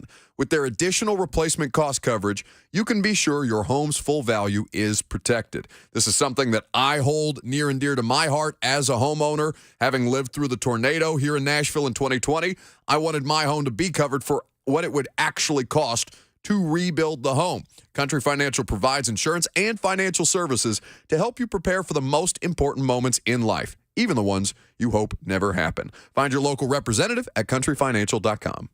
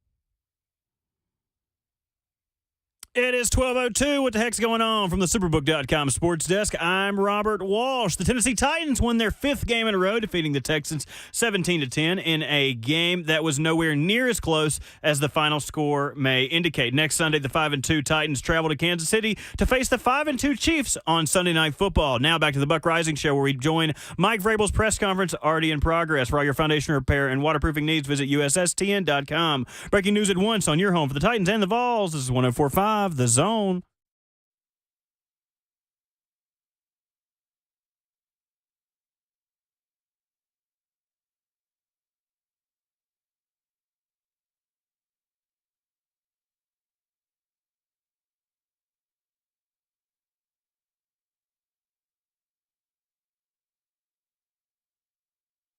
I'll keep it tight here because Mike Vrabel's already been asked 2 questions about Ryan Tannehill, and you know what he said? Got no updates for you until Wednesday. We'll join his press conference live in progress right now. Well, I'm not going to be able to speak for what Malik saw or did, but we just got to get it out of our hands sooner. How much of your defensive success here in recent weeks is predicated on being able to do it with just 4 guys up front, not having to bring extra? I mean, I think that's part of it. I mean, yesterday it was about stopping a run and forcing them into longer yardage situations and then affecting the quarterback. And, sometimes it was the coverage, sometimes it was the rush. I mean, Bud's sack was great coverage, 3rd and long in a red zone, and, quarterback had to hold the ball. There were other times where the rush helped the coverage. And I think that's a great way to be able to play defense, is not to rely solely on one area, but try to let everything work together and, have everybody do their jobs. Simmons and Tart make kind of a good pair. Do the skill sets complement one another in any way? Well, Tier continues to improve and be disruptive in there, and I think they communicate well. Even on the first play of the game, you saw Tier out there hustling. On the screen they try to throw to the tight end, and so he continues to improve. He affected the quarterback a few times there late in the game. I don't know if they necessarily complement each other. I think that, they both work in there a lot. The more, I've said this, the more the Tier can play for us, I think the better that we are. But he's got to play up to the standard and the effort and which we expect. So he's working on that and trying to do that, because if he's not running to the football, then we're not going to have him out there. Does his improvement, I guess gradual improvement, kind of lessen the attention a little bit on Simmons? I mean, I think Jeff's still going to get plenty of attention, whoever's over there. Mike, you alluded yesterday after the game about how you guys didn't panic with the rushing yards you gave up in week 1, and you believed to be a good defense. The numbers of the first 2 weeks defensively, obviously not great. Since then, they've been pretty good. Where did the stick-to-itiveness or resolve stay with from that group, do you think, that allowed you to get back to what you do best? Well, it's a long season. It's a long season. You have to, believe in something. You have to have a foundation, things that you teach, defense that you've been running, that players just becoming more comfortable in it and, having some success. And, I know there's going to be some tweaks each and every week, but, ultimately you just kind of settle down and be able to make some plays and stop giving up X plays. And, I think that, but every week, you have to be able to come back and say who are we playing, what is it that they do well, and what tweaks are we going to need to make, and how much of our normal stuff can we carry through, because that's the stuff that they know and they play fast and are able to execute. How big was it that the defense was able to help you overcome some problems early? The 2 turnovers and the missed field goal. Yeah, the sudden change was huge. The miss, like you said, being able to back them up, and then when they get the ball down there on the 10-yard line, actually pushing them backwards there as well, keeping them out of the end zone, holding the 3 points. You get negative 26 yards of offense after those 2 turnovers. Well, we just have to do that. We have to play that well when we don't turn it over. As you look back to that championship game against the Chiefs, you guys have had 2 consecutive division titles.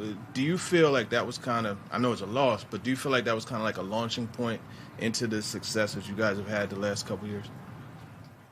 Toronto, I haven't thought back about that. I haven't. I don't. You know what I mean? I just try to continue to push forward, figure out what we need each and every week, and then kind of go from there. So I know there's going to be some players that have played in that game, be some guys, that, different players, and we're just continuing to try to build and figure out how we win each and every week.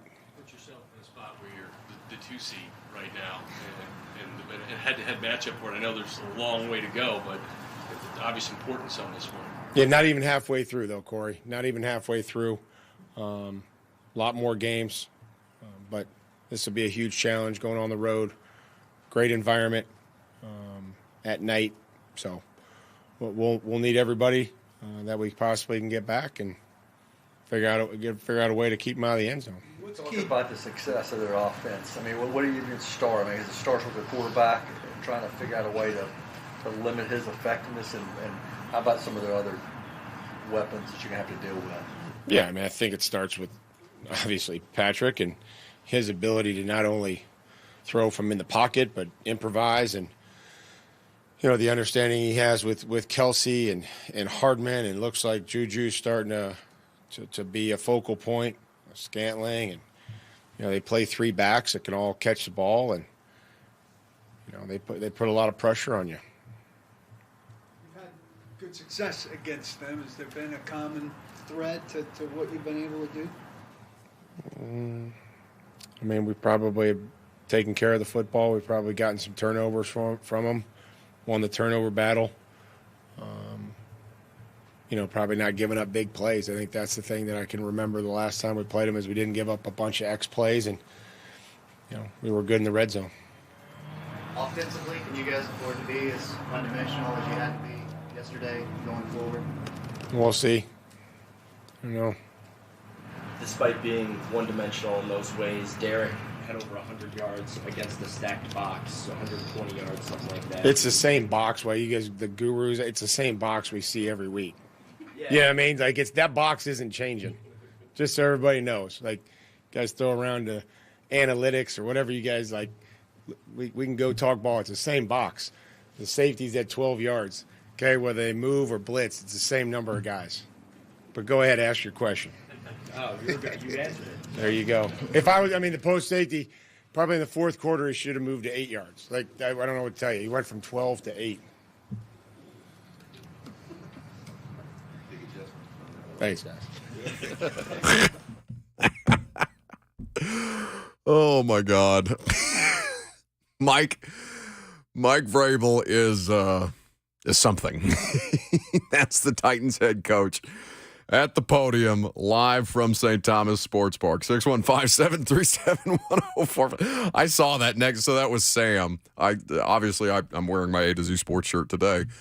Sam is somebody who works with us and has just started his first season covering the Titans. And I saw this same this chart that he referenced, or was trying to reference, before Mike Vrabel said, "No, there's literally nothing different about what we do on a weekly basis." Because this is the this is the information from Next Gen Stats. Derrick Henry gained 118 yards on 18 carries against stacked boxes, which means 8+ defenders. The most by any player in a game since Henry in Week 9, 2020, also against the Texans. 100+ yard games versus stacked boxes since 2016. Derrick has 5.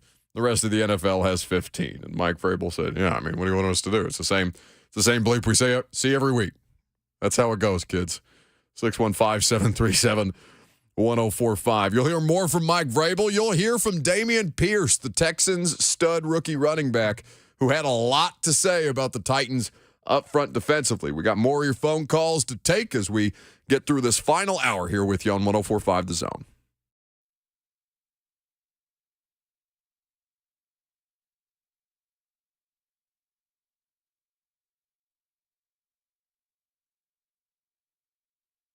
You've heard me so many times talk to you about QC Kinetics, because that is the kind of help that you need to get if you are sick and tired of living with that constant joint pain, your knees, your back, your hips, wherever you experiencing it. Joint pain doesn't just keep you from doing what you love. It affects your job, your relationships, even simple things like getting dressed on a daily basis. Hey, it's Buck Reising, and it is time to call QC Kinetics. QC Kinetics uses advanced regenerative medicine to restore and repair damaged joint tissue, giving you your life back. Hips, shoulders, elbows even. They can all be treated with natural biologics from your body, powerful healing agents that are highly concentrated. If you're tired of steroid shots that don't work, or if you're trying to avoid surgery, call QC Kinetics now to schedule your free consultation. Learn about these exciting new cutting-edge treatments for pain caused by arthritis or injury. No drugs, no pain meds, no downtime. It's an all-natural treatment that can get you the lasting relief. People here in Middle Tennessee have been raving about the results. Appointments are available for this coming week at QC Kinetics in Nashville, Clarksville, and Murfreesboro. Call them at 615-249-4024. That's 615-249-4024.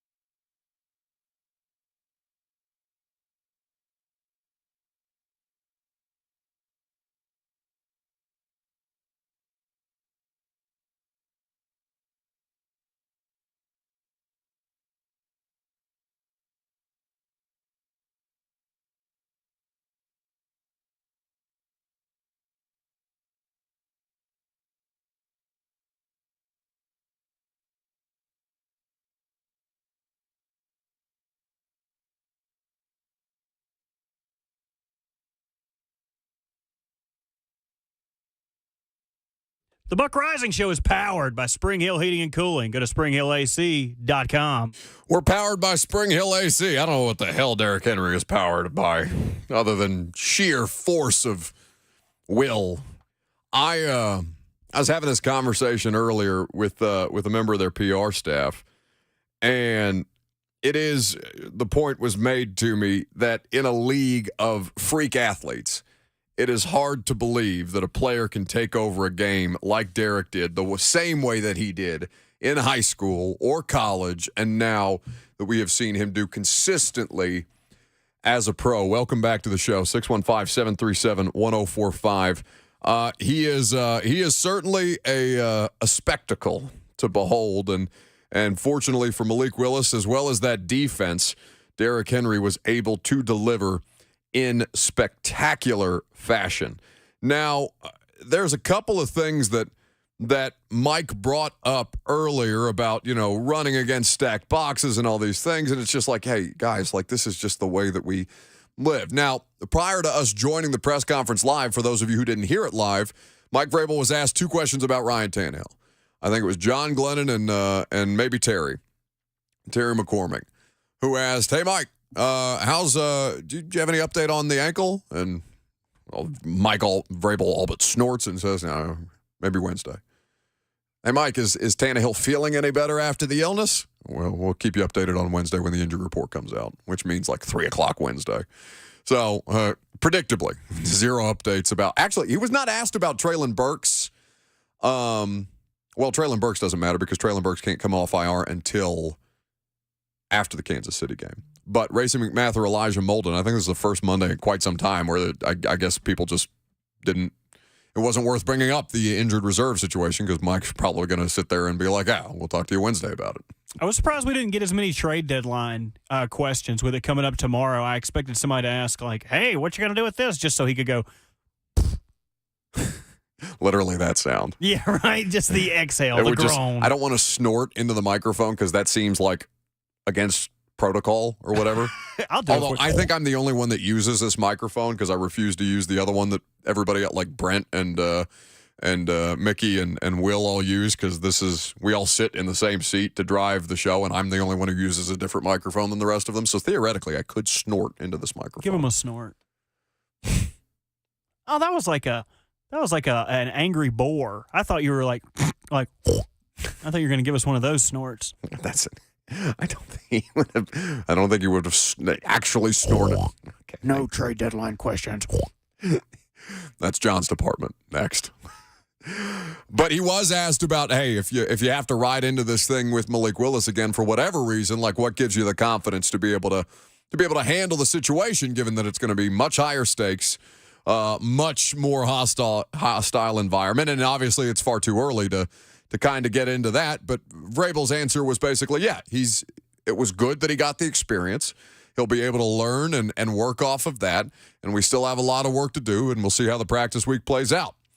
So in the meantime, it'll be a wait-and-see type proposition. Let's get to your phone calls before we start to dive into this defense a little bit. We've been talking a lot about Derrick Henry and Malik Willis, certainly today. 615-737-1045 is how you jump in. I also do want to ask, and maybe, depending on how much time we have today, to ask people what is missing currently from Derrick Henry's Hall of Fame resume. Because I did effort putting out there the idea that he's probably already the best back in franchise history. Does that automatically mean that he's a Hall of Famer?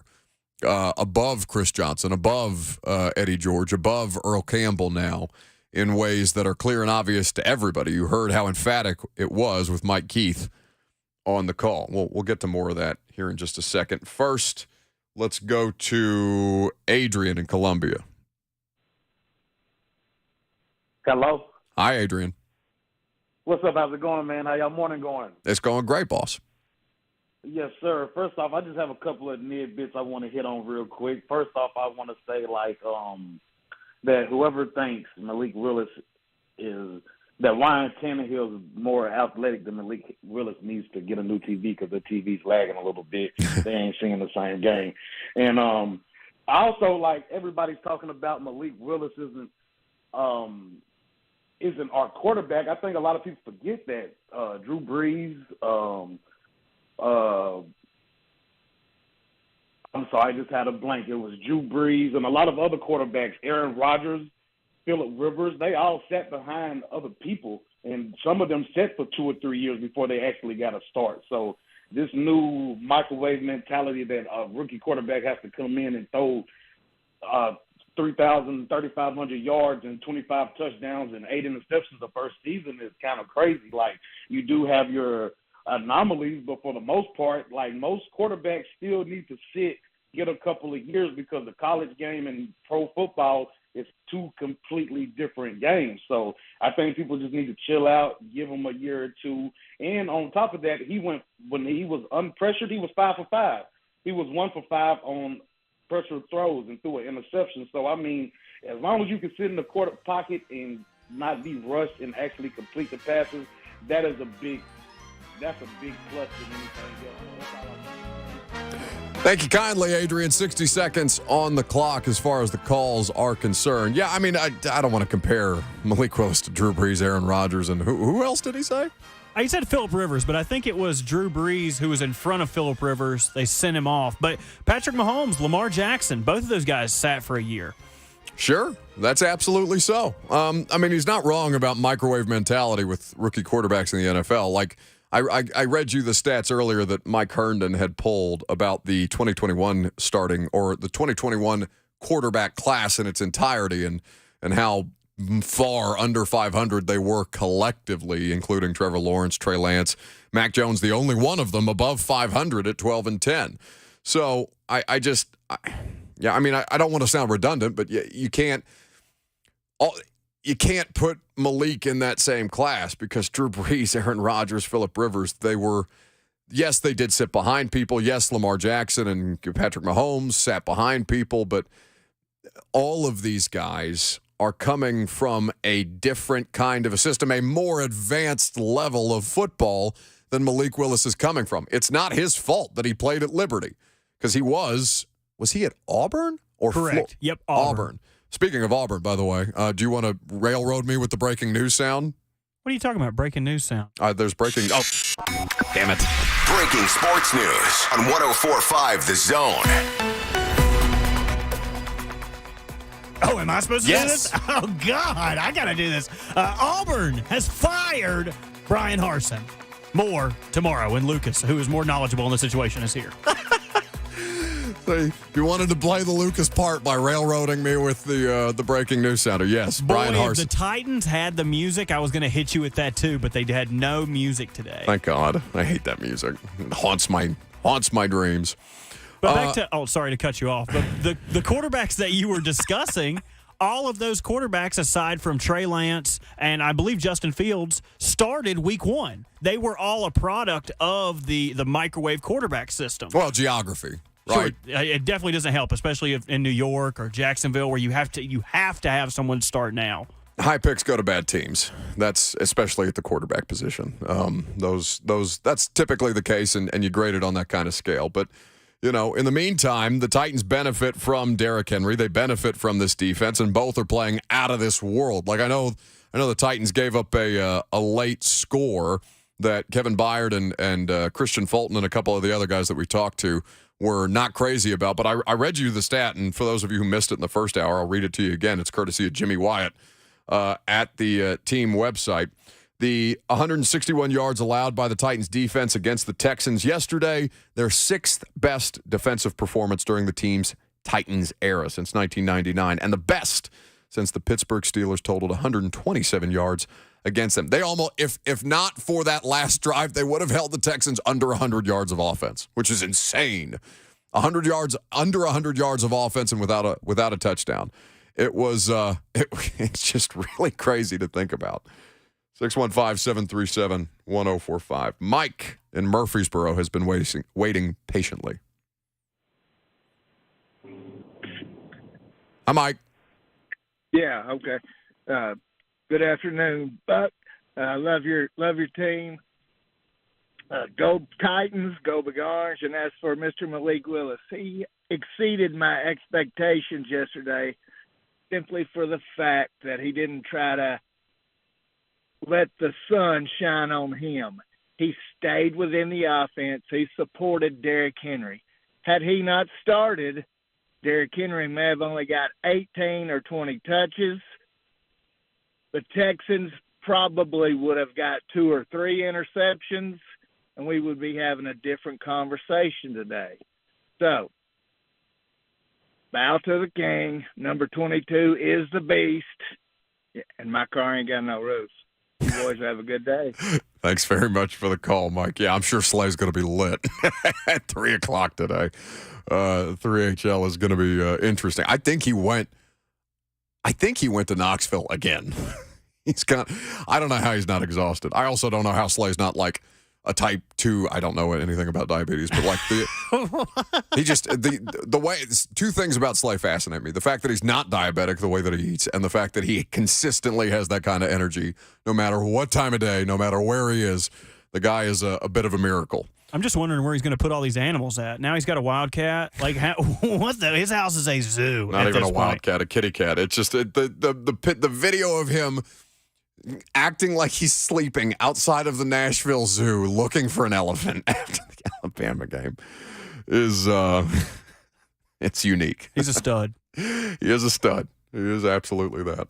615-737-1045. Yeah, I mean, to go to Mike's point, we played you this Malik clip earlier, but Malik was yesterday what Tannehill, I mean, he was not what Tannehill is to the offense, because obviously Tannehill is a veteran. Tannehill is vastly more NFL experience, but he was a function of the Titans' offense, Malik Willis was. And this is what he spoke on yesterday when asked about Derrick Henry as a quote-unquote security blanket.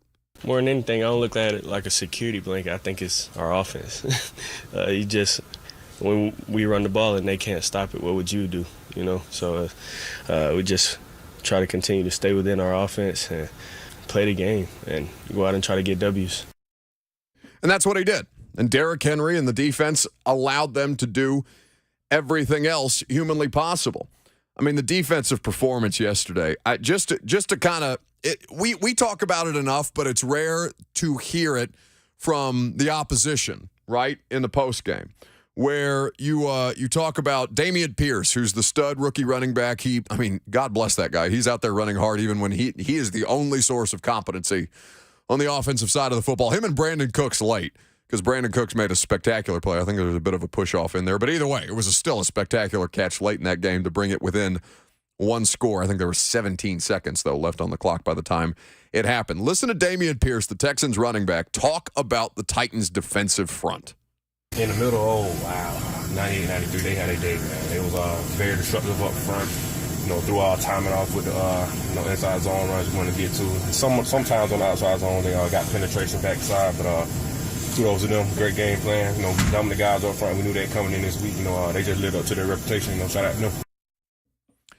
98-93. That's Big Jeff and Pop-Tart, who were both just out there playing out of their minds yesterday. I said in the press box that T.R. Tart is now a top 5 player on this defense, and everybody looked at me like, the hell are you talking about? And then I watched him run down a screen at almost 300 pounds, and I just looked around and said, see, look at the big fella. Who's he ahead of for you? Because I saw that. I think I saw this tweet, or someone asked this question, and it was kind of hard for me to put, because with positional importance.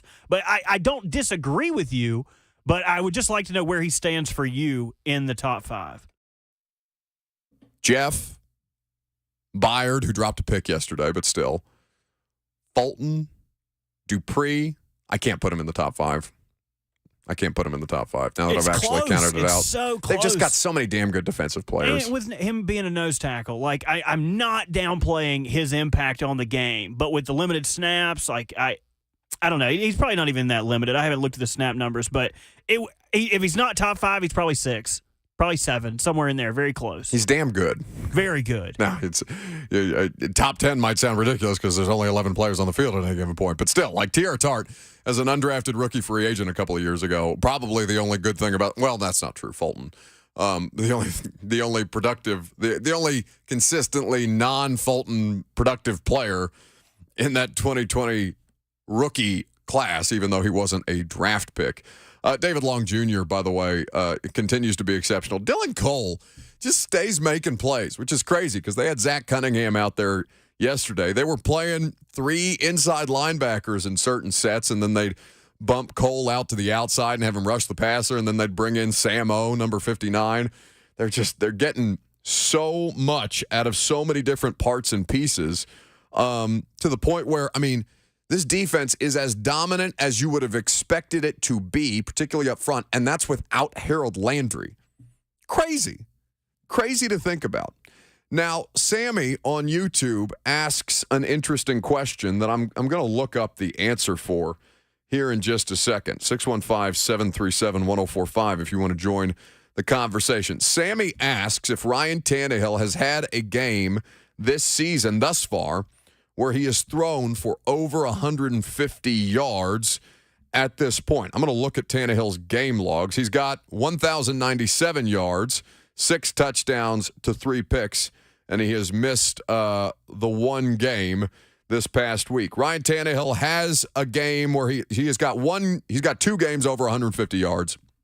He had 181 in Washington, and he had 264 against the Raiders. Now, I don't know why 150 yards is I don't know why 150 yards is like the benchmark, and like people get caught up in passing totals. Like obviously 55 yards is anemic, and 6 of 10 passing is basically like the Mac Jones Patriots offense that they ran a couple of years ago last year, I guess, against the Bills in Buffalo, where the wind it dictated that the rookie quarterback only throw 3 passes.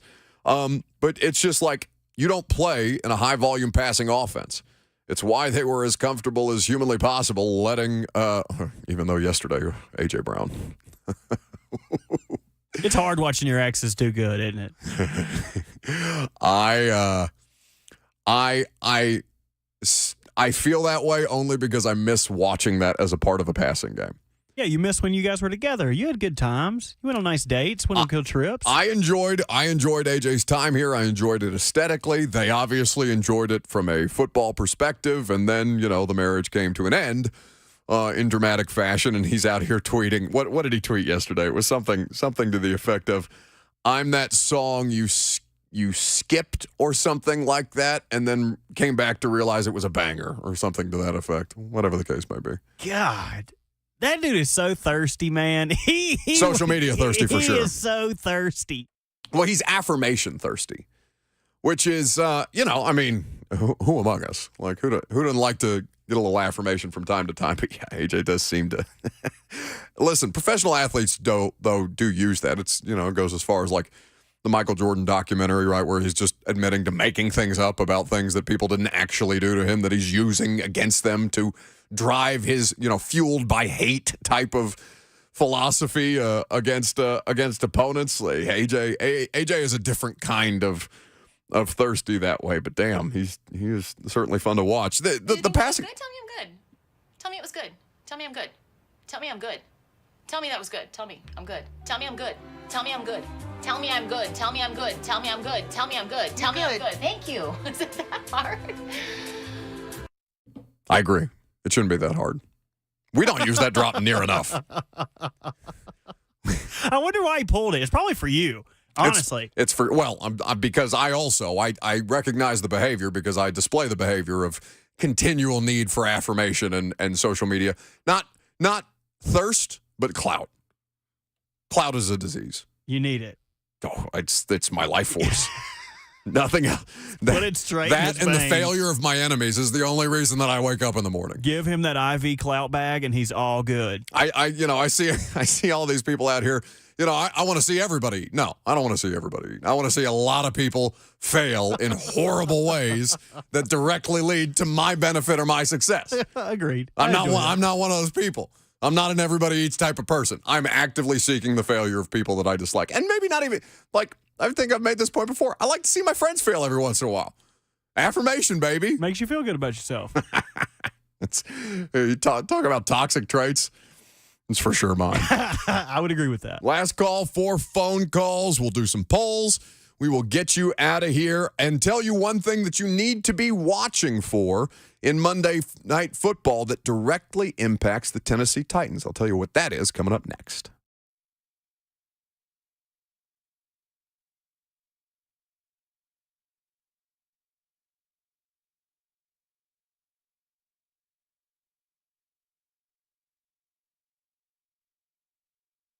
Buddy Allen Carpet One, that's where you go for the best home flooring renovation, whatever you need. They are a full-service flooring operation, and they are there to serve at your leisure. They've been doing it for Middle Tennesseans for over 55 years as a locally owned and operated company here in Middle Tennessee. Buddy Allen Carpet One offers something that no other company, no matter what line of business that they're in, offers. It's called the Beautiful Guarantee. What they offer you is that when they go through the process of whatever your home renovation project is, courtesy of Buddy Allen Carpet One, if you are not 100% in love with it after installation, they will replace it for free. It's called the Beautiful Guarantee, and it's only available at Buddy Allen Carpet One. 2405 Lebanon Pike in Donaldson is the storefront, or online at BuddyAllenCarpet1.com.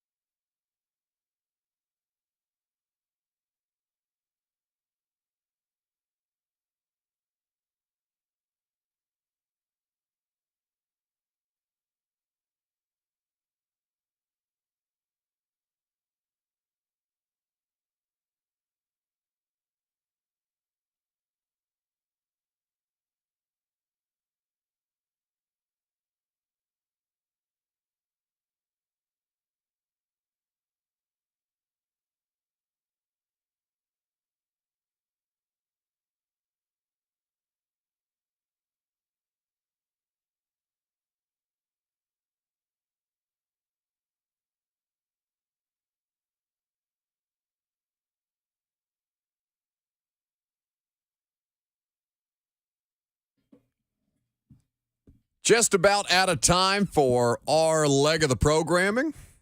Thank you guys for hanging out on a Monday, as always. We're happy to have you. Anytime we can spend some time. It's good, though, Robert, that it's almost the end of the show because I feel like I'm about to crash. Oh, really? I am physically failing. It was too much for you? I just, I got spoiled with an early bye and then a home game right after, to where the idea of schlepping to the Houston airport at 5 a.m. this morning was not something I was physically prepared for. And now I'm paying the consequences. Well, I'm glad you're going to get a much-deserved needed break. Meanwhile, I'll be here till 6 o'clock. See you, buddy. You're right. Get that nap in. Oh, Monday is for sure a nap day, man. I don't know how people who work actual 9-to-5 jobs do it. Like, it probably doesn't help that you're in this nap-inducing environment. Like, the studio that you're in's mood lighting could put anybody to sleep. I could be at a Motley Crue concert and fall asleep in that studio. Well, it's a borderline sedative in here, and I love the studio is beautiful, and I have the ability to adjust the lights as I see fit, so I could brighten it up in here if I wanted it to. But then the lighting on the video is bad. But it's kind of like going to your granny's house, and you know how they got that one room where it's like you're not allowed to sit on the sofas in there. You're not allowed to touch their little accoutrement. That's how I feel about this studio. Every time I walk in here, it's like, all right, take your shoes off. Make sure that your fingers aren't greasy. Don't pull out her photo albums. Just do your job. Get the hard candy and get out. I know I've been yelled at so many times by my grandmother for falling asleep on that exact couch. I know exactly what you're saying. And it's not a comfy couch either. Like, I don't know what they're so worried about preserving It's really that not, thing but for. something about it is like this studio. It's like a sedative. Every time I hit that couch, I just lay down and I pass out. And then I get yelled at because I'm ruining her couch that's been plastic wrapped for, 75 years. You're 6 minutes away, buddy. 615-737-1045. Last call for phone calls. How about Paul and Franklin? If it's the Paul I think it is, I always enjoy Paul and Franklin. Look, yo. You lost me, bro. I couldn't hear you. Hey, it's great to be alive and be in Tennessee, brother. Let me just tell you one thing. Simmons and Tart, they're two bulldozers in there, Buck. And what does bulldozers do? They move stuff around, don't they? That's what they are, Buck. They two bulldozers in there. Now, look, Buck, I know it's Halloween, brother. Everybody have happy Halloween, be safe, and all that good stuff. Mm-hmm. And I just heard an old rock song, Werewolves of London. Well, you know what, Buck? I'm changing that. It's Wereballs of Kneeling. We're Wereballs of Kneeling, Buck, and we're taking a bunch of wereballs to Athens, and we're going to chew them up. Thank God, Buck. There it is. God, I love Paul and Franklin. He's got the juice. He's going to power us through the rest of the show. Amen, brother. We are going to spend a lot more time on the University of Tennessee tomorrow. It's obviously Georgia week. This is a fantastic week to be a football fan in the state of Tennessee. You got the Titans playing the Chiefs in Kansas City on Sunday Night Football. You've got number 1 Georgia versus number 2 Tennessee squaring off in Athens this weekend. Kansas City is cool, but I'm going to have a little FOMO of everybody who's heading down to Athens on Saturday. I think that's going to be pretty unique. Saw Kirby Smart tweeting today about everybody needs to be loud, and if you leave with a voice at the end of the game, you didn't yell loud enough because they need every ounce of that. We didn't talk about this on air, but they're 9-point underdogs. Tennessee is. How do you feel about that? I would bet the Vols. I'm going to bet the Vols hard. I mean, they covered the 12.5 with ease against Kentucky, and Kentucky is a defense that is competent. People can't, I don't have any confidence. Stetson Bennett and the Georgia offense, like the tight end, Brock Bowers, plays like a man possessed. The guy is unbelievable. And it's crazy to me that he's only a true sophomore. Just a Tyrannosaurus Rex out there with normal-sized arms. That's not a good comparison, then. I don't know what to call him. He's some kind of freak of nature. A pterodactyl. A pterodactyl would be appropriate. A pterodactyl out there playing. He's got a big noggin, too. Okay. You want to do some polls? Yeah, why not? Let's do some polls. Zoinks, like, hey, Scoob, stop the count. Yeah. The polls have closed. The votes are in. It's time for a poll update, Scoob. A poll update? Yeah. Zoinks, Scoob. Here's Buck Reising Show daily correspondent Lucas Panzica. Yeah.